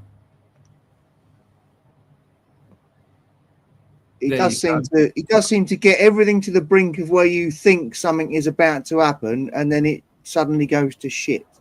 And this ain't the first time that's happened, is it? And I'm not sure how long England or the UK, has got left. You know, you can only allow on the video I made the other day where Elon Musk said this is why he got behind Trump, because he realized that the Democrats are just importing a voter base. They're moving them into swing states. And, you know, those swing states, so they often ride on like 20, 30,000 votes. So if you put 200,000 illegals in there and say, well, who are you going to vote for? The people who give you free stuff or the people who want to send you home, they are never swing states again. And that is then the US becomes a single party communist administration. And you'll never get another Republican administration. They'll ban them. Like, what's going on in Romania? No, you can't stand. You can't win the election you won because the UN don't like you. I mean, wow.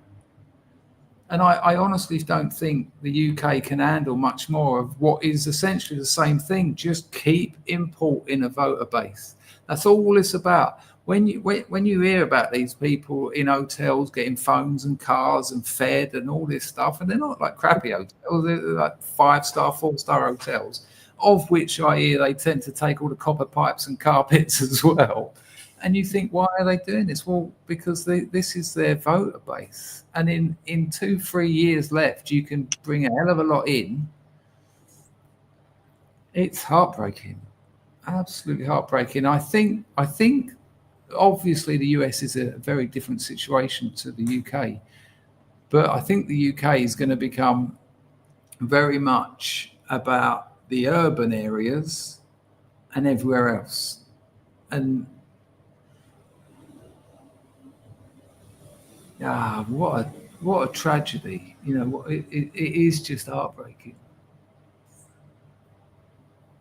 Yeah, they've in a village near where I live, they've built a gated community, which in the small towns and villages where I live is unheard of. Sorry, say that again, Paco. So there's a very nice village near where I live, quite upmarket. The houses are big, right? And like a lot of places throughout the country, all the little villages and towns around me, there's housing estates going up left, right, and centre. Wow. They just are, Chris. There's like thousands of houses being built all over the show. But this particular housing estate that's gone up in this particularly nice little village is gated. So they're already kind of segregated. Yeah, and themselves. I've never seen a gated community in the county I live in. It's rural. It's proper countryside, Chris. That, you know, that sort of thing is no one thinks like that. It's interesting, isn't it, man? It's like, I mean, you know, but I wonder if a bit like America, a bit like the United States, it will happen. Or it's almost like it happens when it needs to, once people start realizing. But having said that, you know, for the UK to ever get back to anything like it was demographically just like 10, 15 years ago, people are going to have to be sent packing. And I just don't know if a European country will ever have the cojones to do that. It's just so far out of the way Western Europe thinks. You know, look at Melania in Italy. Sort of, has anything come of that? As far as I can work out, she's just sending all her immigrants to the UK. Well, we can always become Americans still at this point. I don't know, man. It's a bit of a thing. Yeah. Well, according to you, we've got 15 years to make our minds up whether it's worth staying here or we just become Americans. I mean, I'll tell you what. Hang on. Let's just have a quick look at the ActBlue. Still going up. I think that's gone up about 800. I can't work it out. Maybe 1 million, over 1 million since we've been streaming. Wow.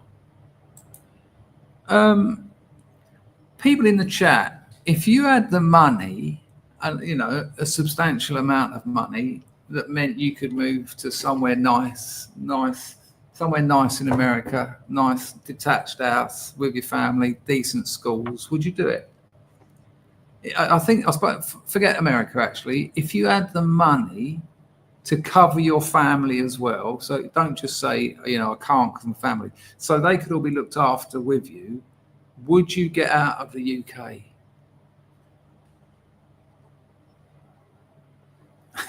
James is going to sponsor us both in America. Mark W says he would. James says, I've heard Italy's giving away entire farms if you've got 3 children. I worry about farms in Europe, to be honest with you. I mean, look at the UK situation. It's just jokes at the moment. JP says, 10 million%. I'll turn my back on the UK tomorrow. Monster traps, yes and no. Marks, yes. Ugly truth, yes. Rice and peas, 100%. Experimental elemental says, no, this is my home and ancestry. Mark will stay in the UK. Mousecat would go to Acapulco. Marzipan would. Liv is doing it. I thought I was sticking my neck out then for a second when I said it. I thought I was sticking my neck out asking the question, Packer, but Bontov says stay and fight. But the question is that, can you actually do that? I mean, you know, there's not a lot of things you can do. You just get arrested. Yeah. I mean, I understand. Obviously, I understand the idea, and I get that. Yeah, of course. But you know, you go to prison for putting things on social media.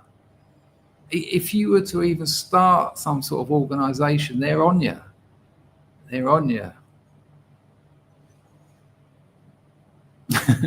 Special case said only to get to a climate more friendly to arthritis.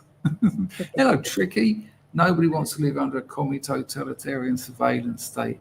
Neil Christie is here and he would fight. Oh, that's an interesting angle. Monster Trap says, I think I'd stay, but maybe find a way out for the kids. It's interesting, isn't it? Yeah, Special K. Special K, cut out all vegetable oils completely. Oh, there you go, Special K. Packer's a meat-only diet, and he's suggesting that works for that. I think vegetable oils are really bad for your joints.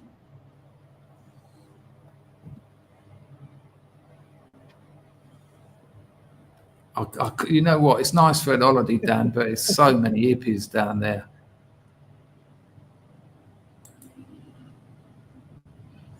Mark says maybe go Grizzly Adams. Well, that's kind of what I'm doing, though.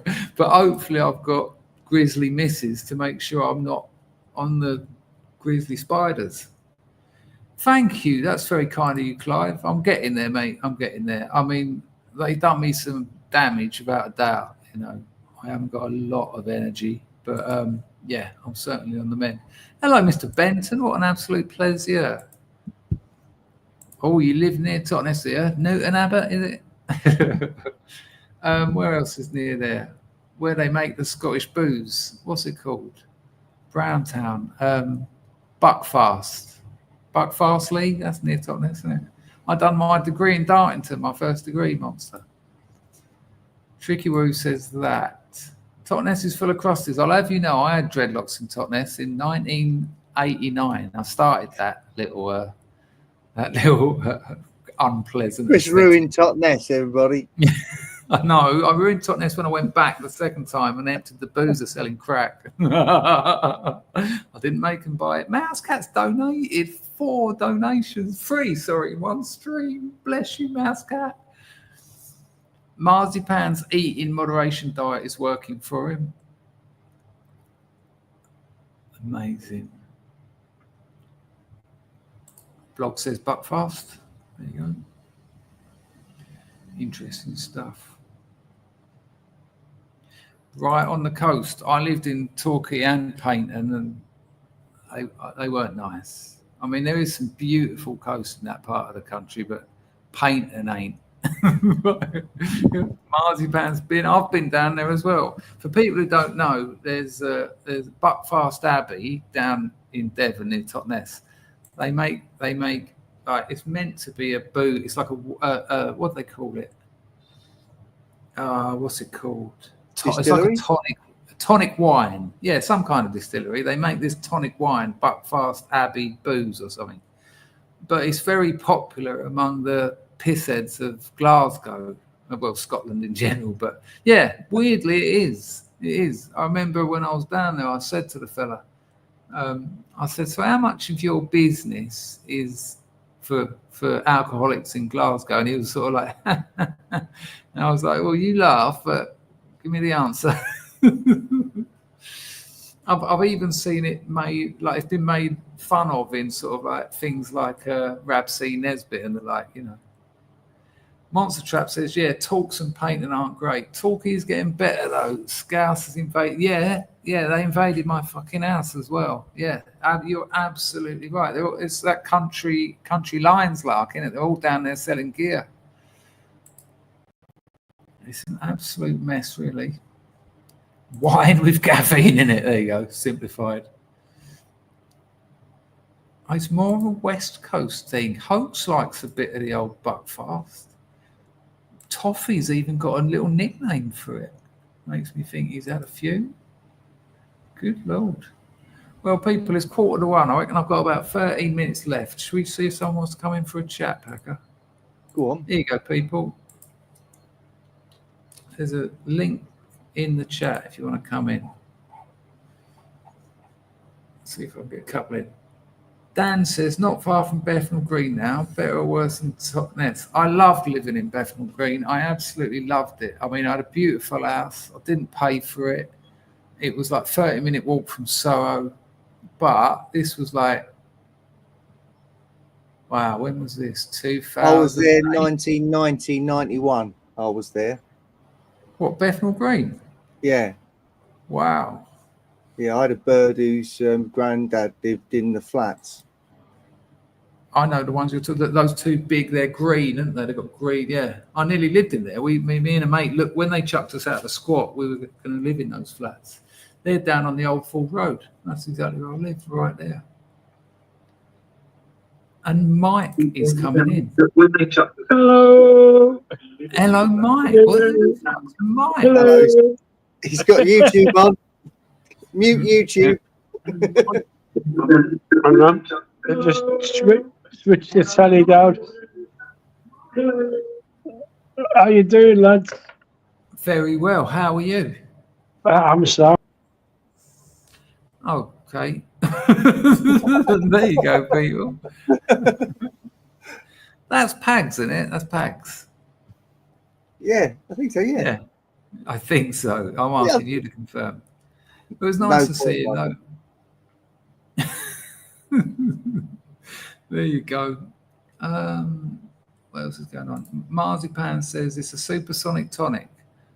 But first one, JP says Nuki was amazing. Yeah, I must admit, John, I had a load of mates. All the art school crowd would go to Nuki. I'm back. I'm back. Sorry, I pressed the wrong button. How? That's quite an outfit you've got there. You've just gone for the vest. I'm only a vest. Yeah, it's that's known as the wife beater, isn't it? Spring is. I don't have a wife packet. We're talking about. It's spring is sprung in Liverpool, I think. Yeah. do you go out in Liverpool? Do you go to the booze or anything? No, I cycle a lot. What, like mountain biking or like? No, just about yourself. Just the old racing and stuff like that, you know. Do you remember when postmen used to park their bikes up and you could nick the lights off them? I was a postman. Did you get the lights stolen off No, your bike? no, that wouldn't happen to me. no fucking way. I can remember the old postman. I worked for Whistle Post, which was a brief alternative to the post office, the Royal Mail, as you call it. And they had they had people delivering mail in London, Manchester, and Liverpool. And I got a job there in 2014, and I had this orange bike and a fuck ton of mail on it, and I used to cycle round and deliver mail and get really big, massive calves and big muscles on my legs and all that kind of stuff. But they got destroyed by media. They got destroyed by media. Like I say, one person was dodgy, so the Daily Mail said all of their mail deliverers were stealing the mail, which is a pile of shit. And they it was helping a lot of people in Liverpool who'd been out of work for you, especially white people, and that's why they had to fucking kill it. Mark says that Whistle, were you still getting post from Whistle? Yeah, it's got the thing on there. It says Whistle Post, but it used to say Daily Mail Post delivered by Whistle. Right. So so you got the final destination thing. I don't know why we got on. I'll tell you what, it's absolute madness for someone who's in e-commerce. I can tell you now that the big couriers like FedEx and DHL and all that lot, and the Royal Mail, they're so behind what's actually required of couriers. Yeah. They're not up to the job. And just this week, I'll give you an example. Over 200 quid's worth of kit was sent out, left on the doorstep. They photograph it, that's delivered. And the customer says to me, I haven't got it. And what am I meant to do? Well, there's a photo of it on your doorstep. If someone said that to me living in Dartford, I'd be like, that means nothing. Well, neither can prove it, can they? Neither can prove that it was stolen or... We don't live in a society where you can put packages on doorsteps. There's no trust. There's no trust. No. And the people that do my dispatching, they actually saw that it was a resend and said, no, that's been delivered.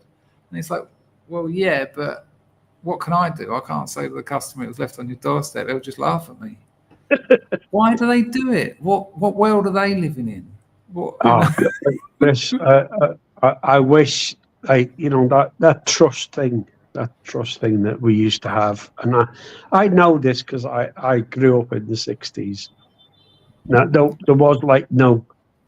was no worry about going out and and you must have known it when you were a kid in the 70s. No one shut their door in the summer. They wanted the kids to go out. People didn't want their kids at home in the summer holidays. Go on, fuck off, come back for dinner, 8 hours time.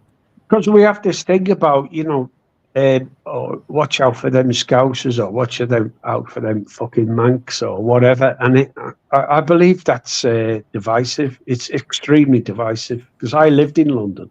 And I made loads of friends in London. Yeah.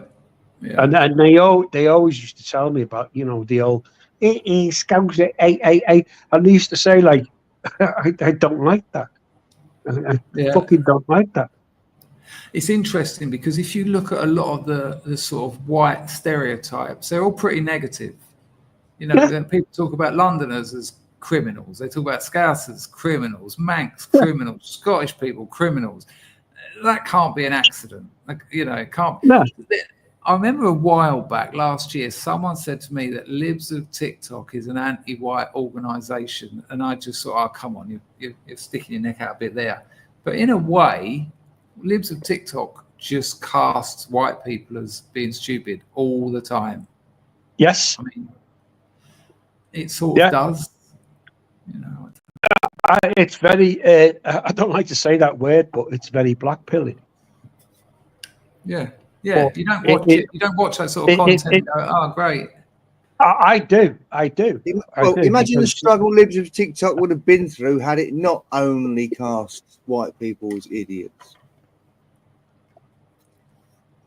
What you mean, as if they spread their no, I mean like libs of TikTok has had it pretty bloody rough.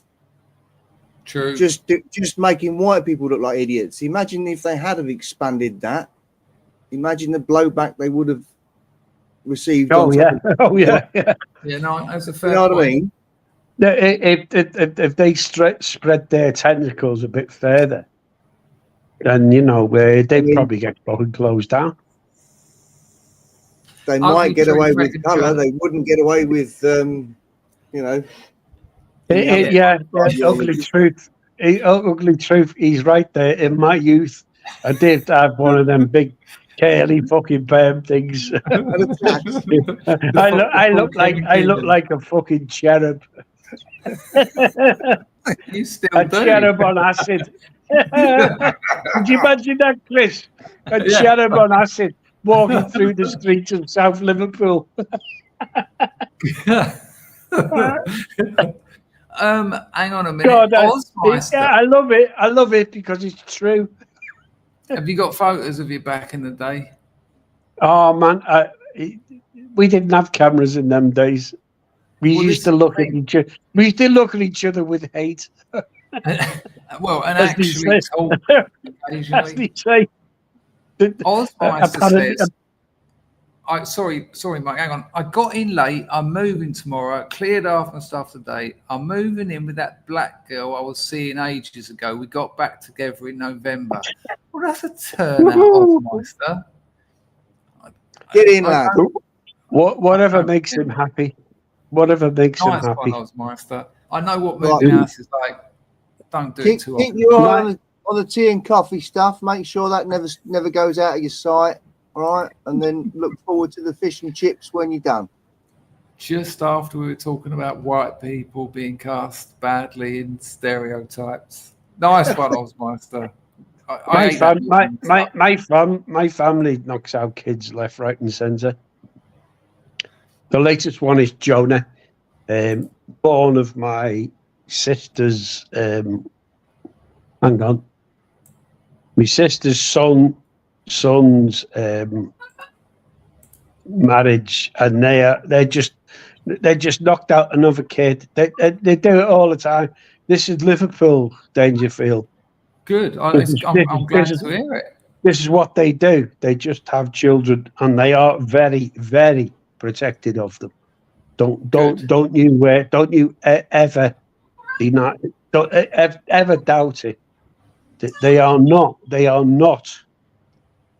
cooked in any way. Good. I actually see like one of my saying like my white baby. I've actually seen that.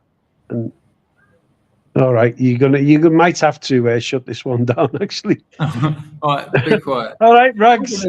Talking to children, Kai Stevens, whoever that is. Hello, mate. Using my real name now. You stopped dead naming me. Very good. Just been out litter picking today. Seeing a girl for about 30 minutes. So I can't stay too long. But hang on. You've been doing what today? You've been litter picking. Is that part of some patriotic organisation thing, or did you just volunteer it? Yeah, we've got patriotic organisation type thing. It's got a similar branding colour to my shirt.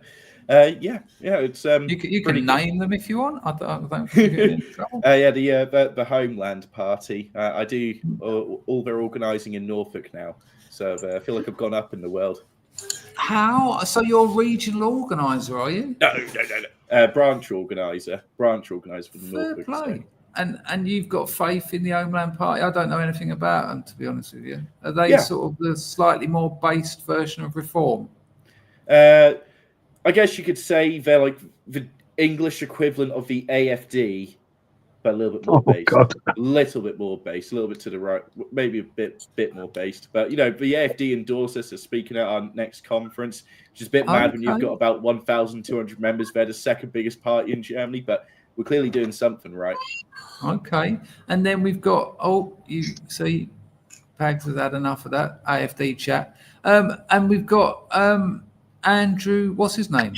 Andrew Tate down in the bottom right there. Andrew Tate feels white.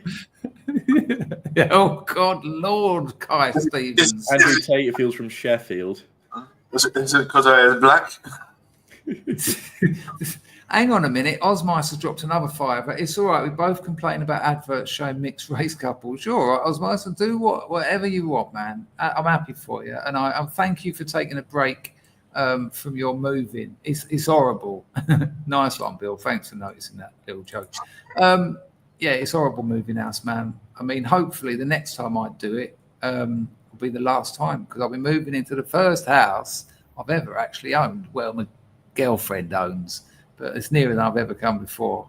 It's going to be like nice one. Corrugated sheet metal stacked up on top of each other. I tell you what, she's got loads of videos, and what I'm going to do when it's a bit further down the line is put a little montage together and show you it going up, because in many ways the Scrubs own it. She's doing an incredible job, man. I mean, it's probably, she's not. We're not having like, I thought it was going to be a few bits of corrugated metal, a couple of beer adverts on, nailed onto a post. Like a lot of the houses in the provinces are like that. It's really weird, but nah, she's had all like proper foundations and all that done. It's fucking huge as well. She sounds like a grafted woman, mate. Well, she's brilliant. She feeds me, she cleans the house. It's like, wow, I've never known anything like it. Toffee said Jason Donovan doing a litter pick. It's a great joke that will go over Kai Stevens' head, but fair play, Toffee. The rest of us got it.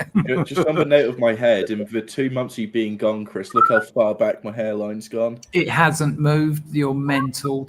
Please don't worry about your hairline at your age. Look how much lovely hair you've got. Jesus. If you're spending time in the mirror doing that, you're wasting your youth, trust me. But the long hair exaggerates it. It's always been this bad. Birds don't care anyway. Honestly, birds don't care. Sure, Dangerfield, you're looking more and more like a freaking Hitler.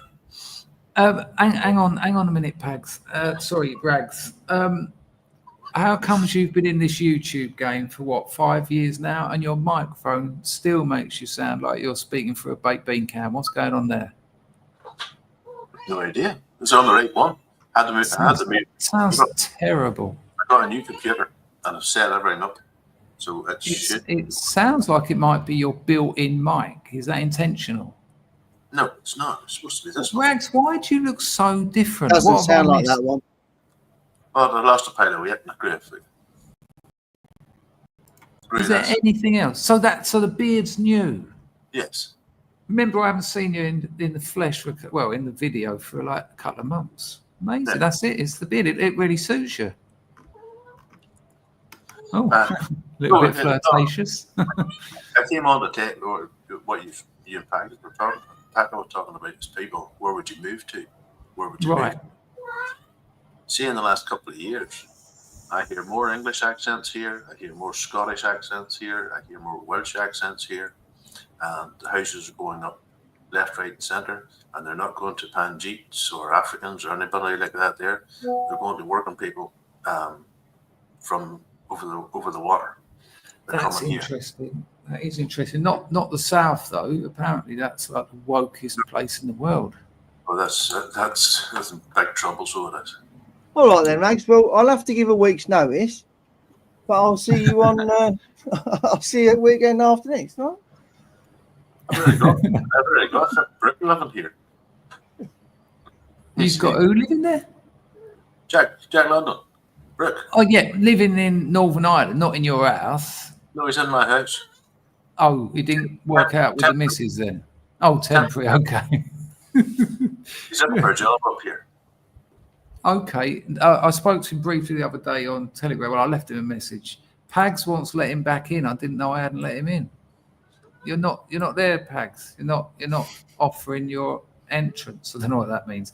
Toffee wants us all to go for a sleepover at Rags's. I reckon they'd be up for it. I was like tents in the garden. It'll be fine. Oi, Rags, I had a mate in Totnes that let me sleep in a tent in his garden. I couldn't believe it. He come down, I was in all sorts of trouble, homeless, And he said, listen, he said, I've had a word with the missus. I thought, oh, fucking great. And he owned like a takeaway, like kebabs, pizzas. I thought, oh, this would be a lovely place to live, you know. He went, I've had a word with the missus and I've cleared it. You can stay at mine. And I just thought, you know, when you're sofa hopping on junky sofas, they don't want you there. You've got to share all your products with them and all that. And he went, it is there's a tent in the garden for you. And I just looked at him. What, you honestly think you're doing me a favour? And because he's told it to me in the house that I was currently staying at, the bloke whose house I was staying at had every reason to then go, yeah, you can go then. You don't need me anymore. I tell you what, living in someone's tent in the British winter in a garden, I just was crying my eyes out. I was thinking, this hasn't gone according to plan at all. During the racing season here at Northwest 200, Port Rush, Port Stewart, Korean, I used to have a couple, and they would come over and race, and they would park their tent in my driveway, or their caravan in my driveway. In the front garden? Yeah, but a caravan is a fair few steps up from a tent, though, isn't it? Yeah. We'd run the lead out from the house to give them extra power. Did you charge them for that power? No. Did you touch the lady for that power? No. Did you touch the man? Rags, you've got like he giggled. Rags, you've got like a bit of a mixed relationship with the old motorbikes, haven't you? Because me and you have talked about motorbikes before, and I said to you, do you miss it? You said, no, it nearly killed me or something. No, I miss it all the time. But it didn't even kill me. Didn't it nearly kill you, though? Twice. Nearly killed you twice. But you still miss it? Yeah. It is. They're dangerous, aren't they, those high-speed motorbikes? There's something about the old two wheels that is dangerous. There's adrenaline. Some of them You're 50 times more likely to get killed on a moped than any other like form of motor transport or a motorbike specifically. I imagine mopeds are a bit safe because like there's only so much damage you can do flying across the air at like 20 miles an hour. I'm sure it's a lot of damage, but you know. I'll have you know, my Honda Zuma absolutely flies through the streets of Phnom Penh.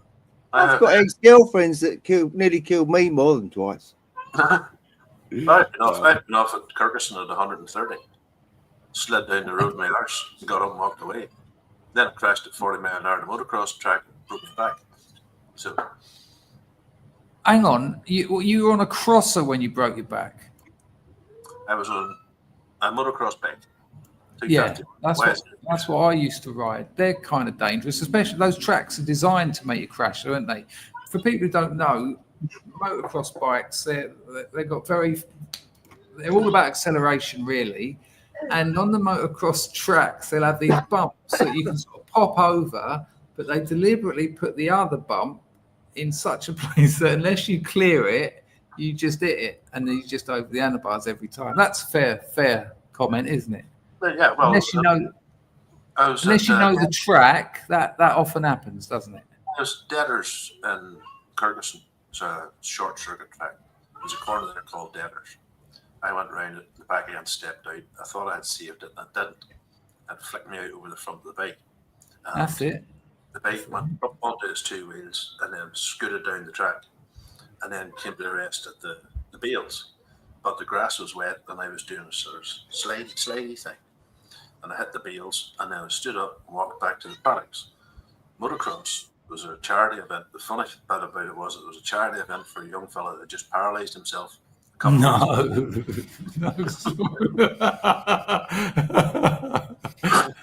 And they had I can see the racket there, actually. If you get another person paralysed, you then do another charity event, skim a little bit off the top each time.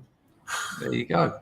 The kids and their mum was there, and they were waving me on and shouting and growling, and I was in behind the national champion at the time, and I just hit the jump wrong. I was about 30 feet in the air, and the bike flicked me off, and I hit the oncoming ramp face first, and the bike hit me in the back on the way down.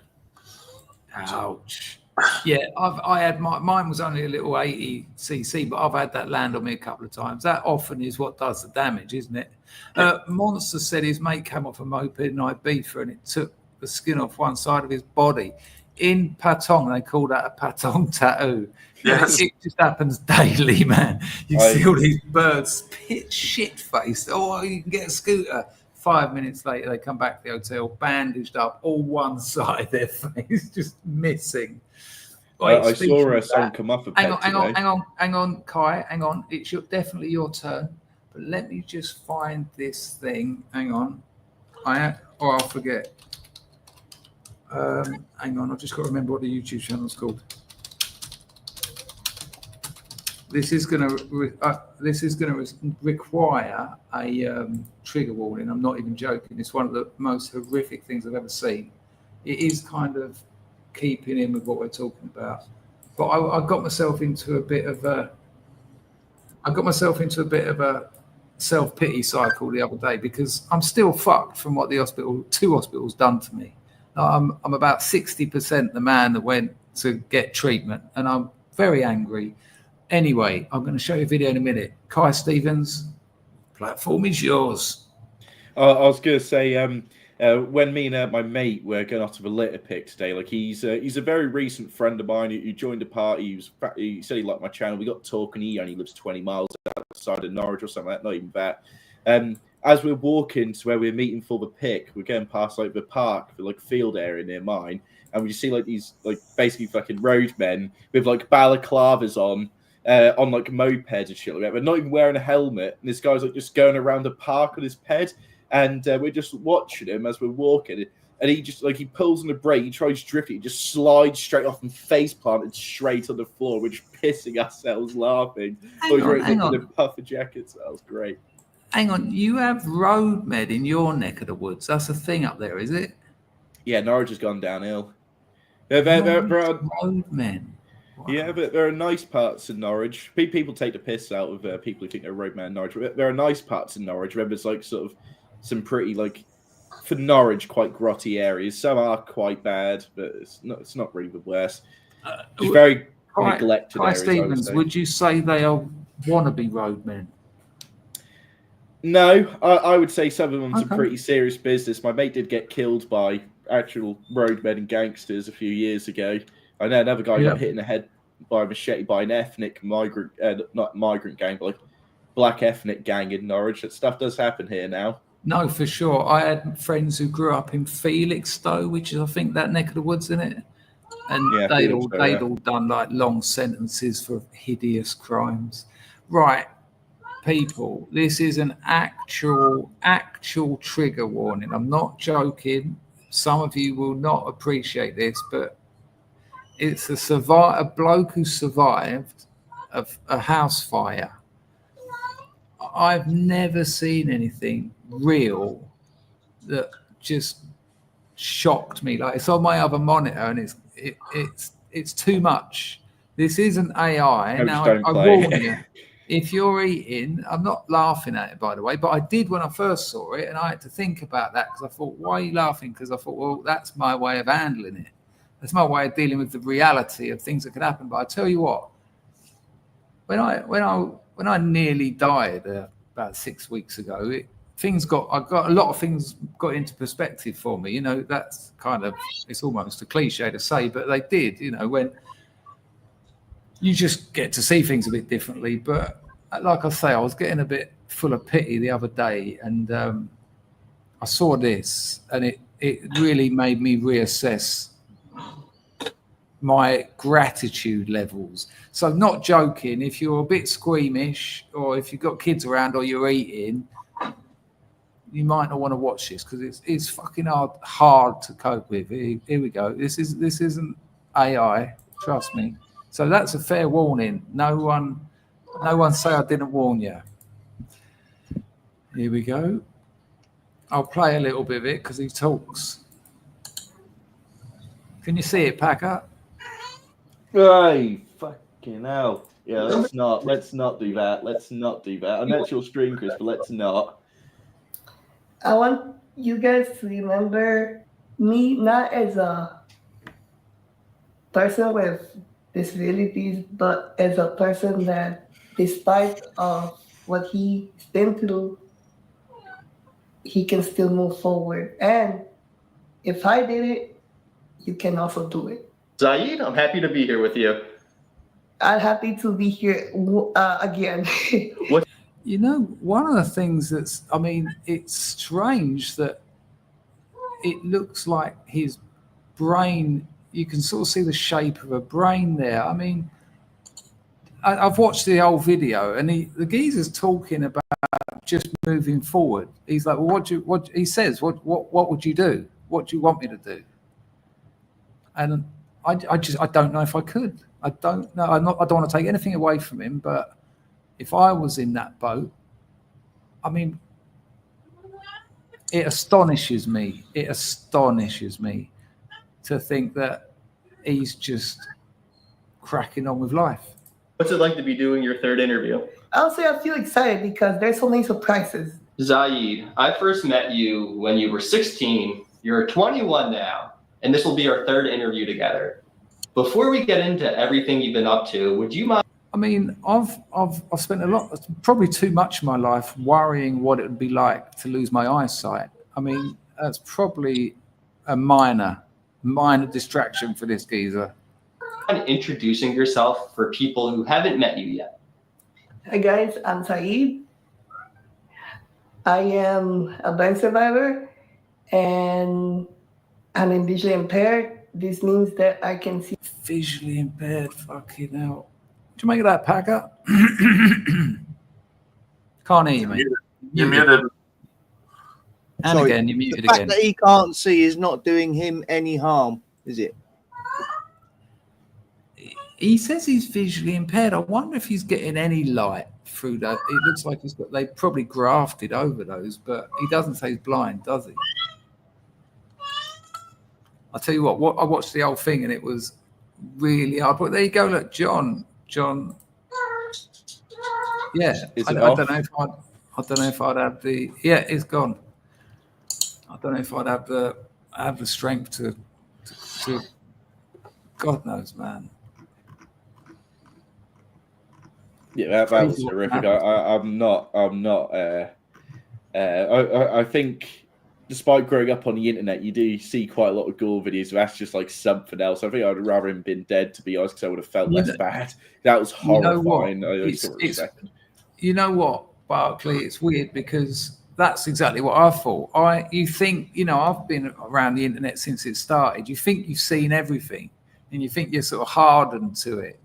And when I saw that, it was an absolute struggle. It was to watch the whole thing, and actually, the more you hear him talk, the more he becomes a person.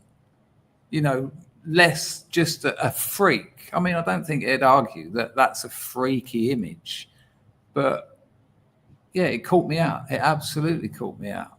You think you've seen everything, and you could argue that, like, I don't know if I could cope living like that, but he has.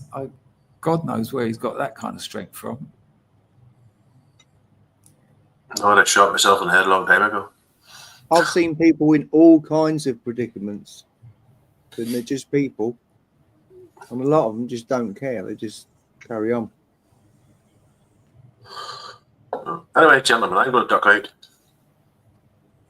And the worst What have you got to do, you lying bastard? Don't you call me a liar? You're going to drink, aren't you? You're just going to drink. See you later, Rags. Let's have a Rags in the chat. Look after yourself, mate. Ta-da. By the way, I'll be on with Big Joe Marsh tomorrow. Talking about You're advertising your stream, are you? Yeah. Mash. What time is it? I'll make a point of streaming over it. What? God, can't have two of them doing it. Right, so Rags is streaming tomorrow, people. Keep an eye out. No doubt he'll use the Scrubs Lifeboat to advertise it. Hang on, let's bring him back a minute. What time is it, Rags? Hold fire. No. I don't know why these people fall for it every time. Look, his mate said, now look, they don't know. Look, what do you reckon they're saying? Look. See what a Rizzler is. You got my papers. Let's just wait for him to go. Oh, he's gone. He left. I was going to bring you back. Anyway, people, Rags and Jack are probably streaming tomorrow. That's probably what he's going to say. I think it's like 11. Tomorrow night they got Joe Marsh on at 7 or whenever it is, or 8, whenever it is they stream. What, The usual 80s, time, Joe Marsh. 90s glamour model, Jodie Marsh, my favourite No, woman. Joe Marsh. No, a big ex-football hooligan Chris. from Wales who used to run the I'll Welsh see you there, Men's mate. League. Oh, here we go, 7 p.m. Good call, Toffee. There you go, people. Yeah, Peter, it's kind of weird. Mark says, when I was in a dark place, I read Simon Weston's book on the Falklands. That put life into perspective. Yeah, that's another one of those, you know, I mean, you join the Navy, you expect it to get brutal, but I don't know. The fact that I've got 53 years and I've put myself into some shocking situations, to complain. I mean, gratitude is a wonderful thing, but it's not something you just have and it stays for life. It needs continual work on a daily basis. It's very easy to get a bit poor me. Oh, it's so bad. Oh, yeah. No, I don't know. I think it's hard to. I'm still watching that ActBlue. It's gone up now about 8 million since we started. Monty says England thrashing Wales. What this fella's he was a football hooligan for Wales FC. Barclay, seem to know this fella. You might be referring to the rugby. Probably rugby, yeah.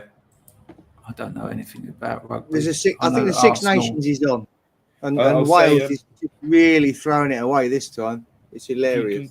If you can find it on Horace's channel, he did a very, very good interview with Joe Marsh back in the day, talk about the origins of the English Defence League and his interactions with Tommy Robinson, because Joe Marsh and Tommy used to know each other quite well, so it is quite an enlightening stream. I've got a lady on the way, a date tonight, so I'm going to have.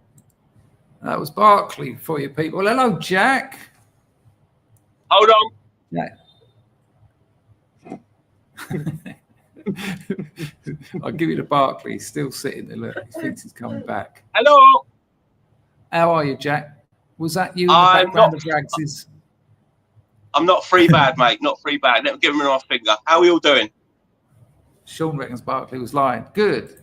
So hang on a minute. Like, what's happened? I thought you were birded off in a pad and all that. Why are you so flopping around Rags's pad? All right. So my relationship broke down just after Christmas. Just fizzled out. Man. You know, it sounded like paradise when I was talking. When you first moved, it sounded like absolute paradise. Yeah, it was. But there's another situation that I got myself in between that time, and I ended up getting the old tin tack from my job because of my big mouth. So that doesn't help. That certainly puts stress on a relationship. Can't have been as bad as living with Rags, though, surely. Nah. Rags has done me a solid. You'd certainly find out who your friends are. You know what I mean? I can't help but think it's like what's it? Walter Matthau and Jack Lemmon. What's the movie? The Odd Couple. Oh, the Odd Couple. No. We're all right. Yeah, we're doing all right, man. Do you have a full English or full Irish? Yeah. I mean, like. I bet it's more like Little Britain, Chris. The pair of them down the supermarket. Fucking Lou and Andy. Yeah, do you take him swimming? Yeah, he falls up a tree. Jack, what's going on with your barnet? Have you done something there? It looks like you've got. No, I had it cut yesterday and I haven't brushed it or anything today. So all it was you were leaning back like that. Actually, it was a different look. No. It's went and had a cut yesterday and my beard trimmed. So yeah, still got to look after yourself, haven't you? So hang on, you're birdless and jobless and homeless. Yeah, I've got the trifecta. The trifecta, there you go. Yeah, no, but that won't be for long, man. I'm motivated. You know, I'm not Fair stupid. play to Rags, though. That's very kind of him. I mean, I know what. Yeah. I mean, like as soon as I explained the situation, he was like, "Look, get yourself up here, mate. Get yourself away from that." So, yeah, he's been an absolute fucking superstar. I've always had a lot of time for Rags anyway. He knows that. So. No, of course. So there's plans afoot, is there? Yeah, I mean, I've already been, sort of registered at the doctors, got myself down to the job centre, make sure my stamp's still being paid. But yeah, there's a lot of places. There's a few places down here. They've got a big bus building firm up here. So something I could got transferable skills. I certainly wouldn't want to work in an office or retail or anything like that. Not just yet. Not quite ready to take that step yet. But I need to be on the tools. I need to be thinking. I need to be being tested. That's the kind of job I like. Problem solving. Yeah, I mean, even in my work, the thing I have the most trouble with is dealing with people. It's weird. I just, I'm quite happy writing copy. I'm quite happy work. I can work with people who work in the company, but like the other day, I was talking to people. Well, a representative. I can't name them because I signed an NDA, but I guarantee you've all used that company today. I guarantee it. And I just find it really difficult. I don't have that natural professionalism. Like you said, you opened your mouth and lost your job. Well, I remember I'd done the team event once and I said bitch picking, which in the lock picking game is a known phrase. And it was a live event on a Zoom call. And I don't know if you know, when you're doing a Zoom call to like 50 people, there's 50, it's like this, but there's 50 little boxes on your screen. Yeah. And so you see everyone in their little box.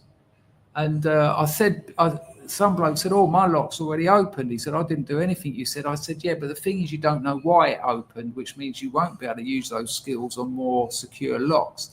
And I said, "We call that bitch picking." And it went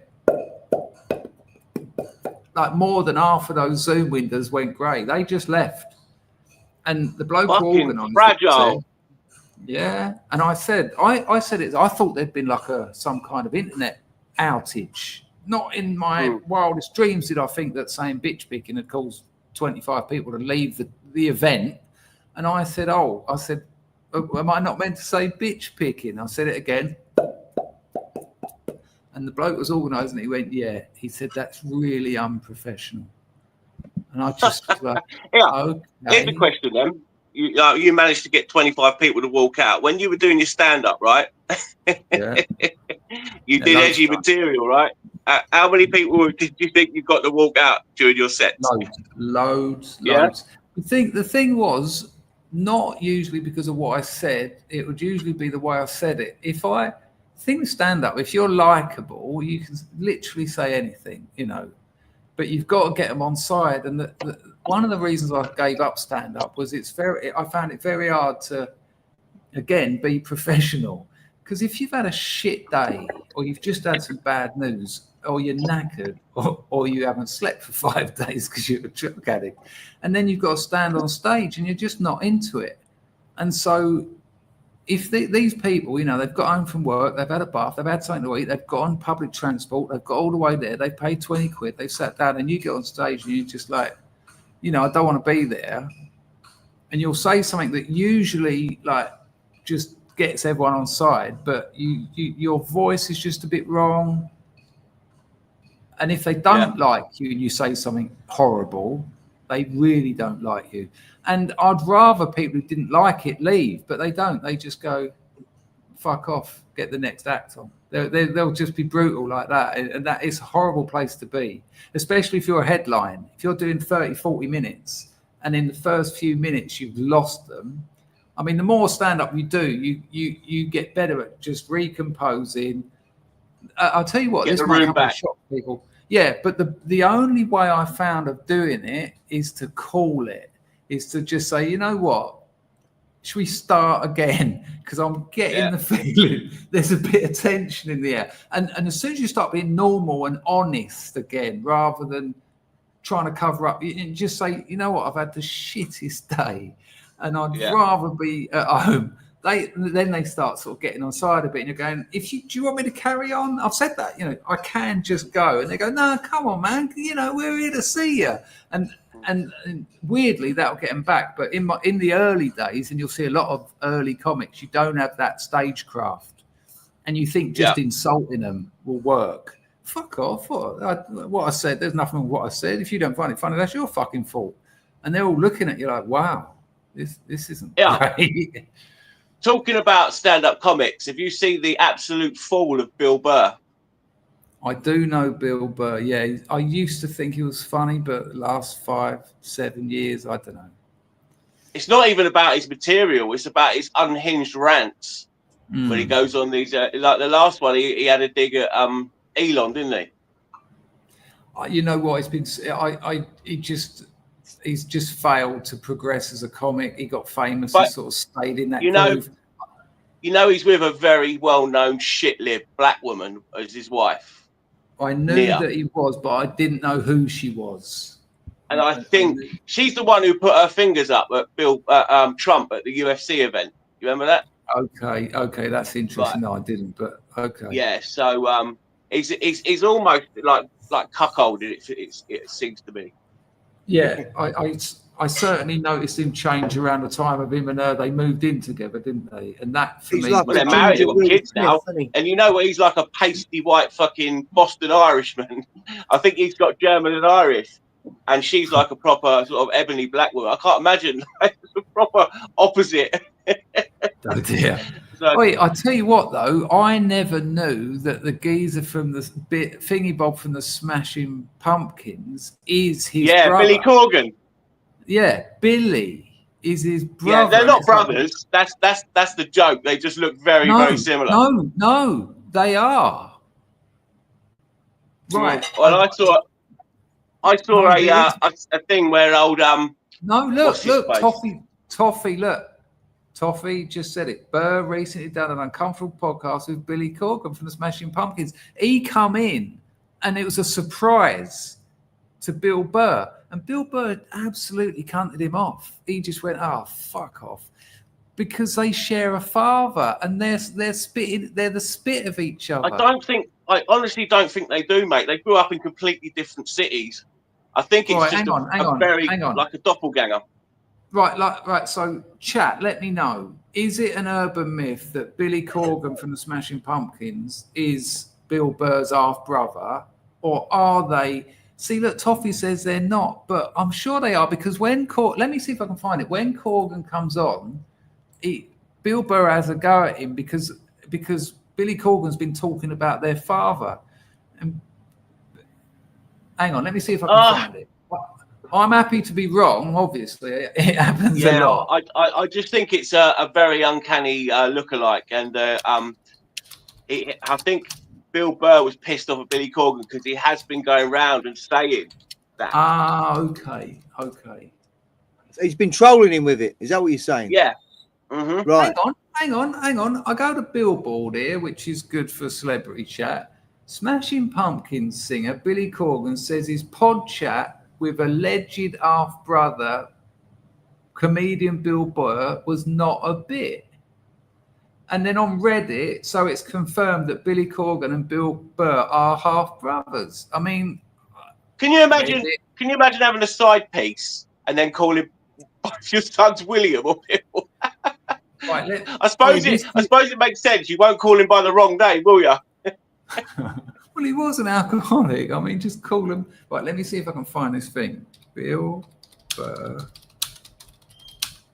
Because it's proper awkward because it's a surprise sort of thing. Yeah, look. Family reunion gone wrong. Here it is, look. Here. Yeah, that was with, who was the podcast host on that? Was it Corolla? No. Howie Mandel? Howie Mandel, yeah. He's that Jewish fellow, isn't he? Does, let's have a look, and well, it's only a couple of minutes, but it's the bit where Bill Burr sort of says to him, like, it's a surprise, by the way, people. So just as he rocks up here, Bill Burr's not expecting this, and his face says it all. Look, and look who's here. Hang on, can you see that? Pack, is that up? Yeah, it's up, mate. Yeah. He says, and look who's here. Look at Bill Burr's face there. Look. That is childhood trauma there. Look. And look who's here. Oh, hey, what's up? Sit down. Look. Come on. If that weren't his brother, look. You're an asshole. Billy Corgan. I'm an asshole? Yeah, I thought this would be great to bring a family together. Look, come on. They're they're virtually twins. Exactly. Look. Blogs is all over the place. So apart from Billy Corgan, it was clearly twice the fucking size of him. Billy Cork. It's not Billy Corkill. It's not from. Oh, whatever his name is. Yeah, look. Jimmy Corkill. Watch how it plays out. Hello, Nate. Good to see you. Yeah, look. Watch how it plays out. He didn't tell you. He told me you were totally cool with me coming. That's what he does. That's what he does. I thought it would be so a then, good like, surprise. can this be like edited out, or no? I can go. I mean, you told me Bill was. All right, fuck it. No, I'll do it. Like, did you ever think the fact that I never told that story? That you. So apparently, Billy Corgan told a story about their old man, and Bill Burr doesn't like it. I mean, maybe I'm just buying it. Maybe this is a bit. Maybe this is rehearsed. Who knows? Chat. Let me know what you think. Hang on, where is it? Ludwig said Billy Corgan looks more like Rags. You know, maybe you shouldn't. Did you ever? You know how many fucking like emails and crap that I got? Like, I sort of like went away from that. So let me just fill in. Let me just fill in. Do we talk on a regular basis? We've never met. So Look, Billy, we've never met. Corgan was nice enough on my podcast to talk about the fact that he told a story that he had never told before, that his father traveled. My stepmother said to me, "Do you know who Bill Burr is? Bill Burr might be one of the children that your father sired in his days on being a traveling musician." If you do the math, he was a piece of shit. Well, come on, man. It's very believable and intense. I mean, I'm happy to be a fool here, but look, Packers swinging. And he had two kids this close together, and he named them the same fucking name. He thinks it's different because he's Billy and I'm Bill. Like, that's how he told the difference. Well, I was Bill when I was young, but you're right. I mean, with all respect. I just thought, whatever. You know, it's not that I don't like him. It reminds me of all of that shit. So, you know, it's like it just seems more of the same from what I've been hearing. All right, whatever. I mean, I like your music. Appreciate it. Okay. Come on, people. That's not a bit. They're never that good at acting. Can't you just do a real sort of simple search and just ask Google? See what they say. Top answer. Yeah, but I did, and the first two answers said they're half brothers. That's exactly what I did. Are Bill Burr and Billy Corgan young Packer. brothers? And they're both saying it. Billy Corgan is Bill Burr. They're all saying it. Billy Corgan. This is from the HuffPost 2 days ago. Bill Corgan not joking about Bill Burr being Bill Burr's half brother. Billy Corgan claims friend asked him to get a DNA test. If it's just an unproven claim, no one's going to know for sure, are they? Billy Corgan podcast reveal with alleged half brother Bill Burr, not a bit. You know, comedians say it's a bit when they're doing a bit. Well, I'm also happy to be wrong, and also it doesn't change my life in any way, shape, or form. Celebrity news at fucking 3 in the morning. Right. Jack, I'm going to let you go. Go on. I said, now do Trudeau. You look like their third brother. Trudeau, what? And old Che Guevara. No, the other fella, isn't it? Fidel Castro. Jack, thanks for coming on, mate. Are you on Rags' stream tomorrow? Yeah, 7 o'clock tomorrow. We've got Big Joe Marsh, the Welsh activist, Welsh nationalist. He's always good. What time is it? Always get our highest numbers when he's on. Sorry? What time GMT? 7 p.m. Every Sunday, 7 p.m. There you go, people. Nice and we got Jack. Just do a quick plug. We got Sensum Communion. He's had a bit of a hiatus lately, but he's back with us next Sunday, and he's always a very good guest as well. So hopefully see some of you in the chat. Yeah, right, Danger. Thanks for letting me jump in for 5-10 minutes, mate. Pleasure, man. Really glad that you're on. Really glad that you're on the men, fella. Nice one, mate. Look after yourself. Ta-da, people. Not people. Ta-da, Jack. People, give Jack London some love in the chat, please. Packer, there you go. What do you make of today's stream? Well, it was a bit of a sub-oriented stream, wasn't it? Because you started off saying hello to the new subscribers, and then you touched on submarines twice more. You know, that's the beauty, isn't it? We ended with Burr Corrigan, which I didn't see coming. Let me rack up a bit of tunage. Oh, people, I'm going to end by playing the Matoid Funeral Party, but please check the beginning. He goes 1, 2, 3, 7 down. You know, it only goes downhill from there.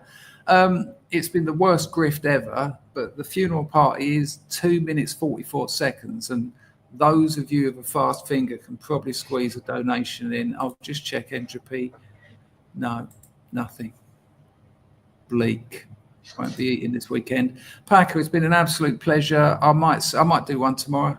We'll see. How have you? Thanks for having me. It's always a pleasure, mate. I'll ping you a link tomorrow if you're up for it. I'll see you tomorrow. Cheers, Scrubs.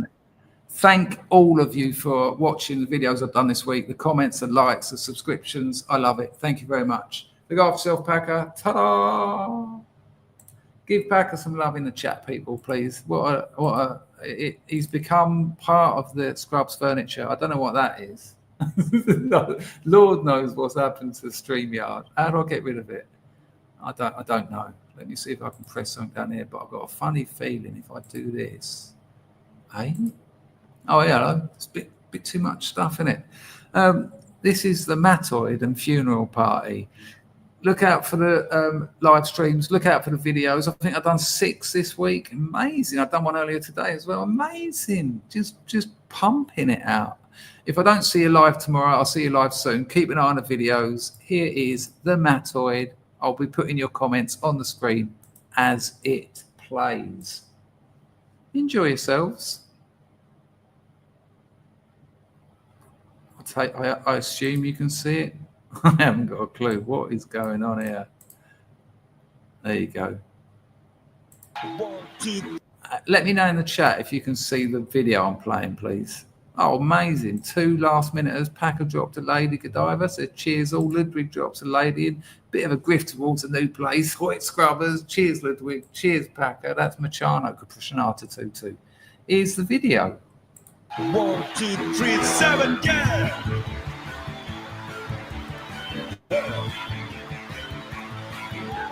Right on, baby.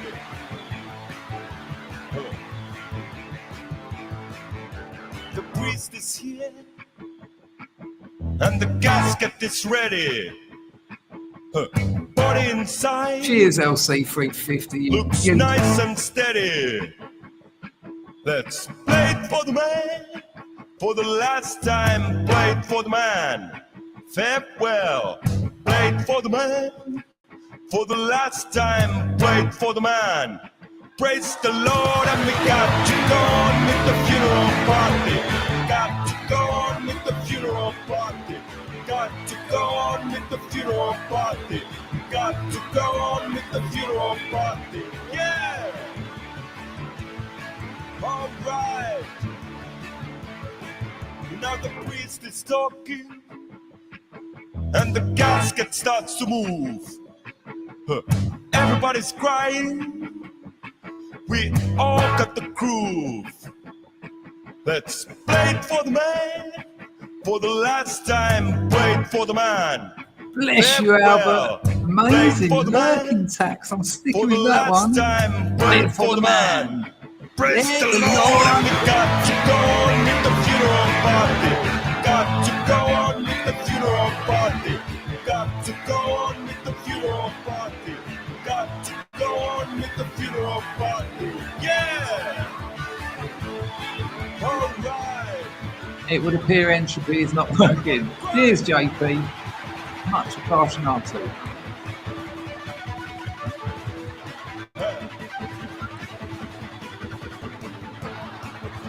Praise the Lord. Yeah.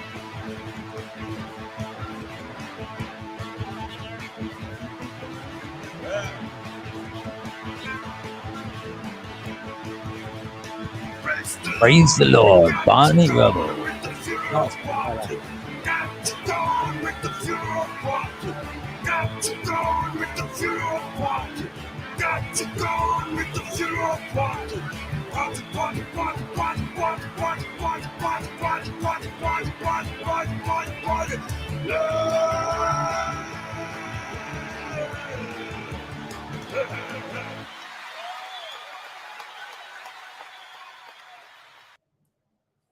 Ladies and gentlemen, it was the Matoid, and a flurry of last-minute donations at the 2 hours and 30-minute mark. Bless you all.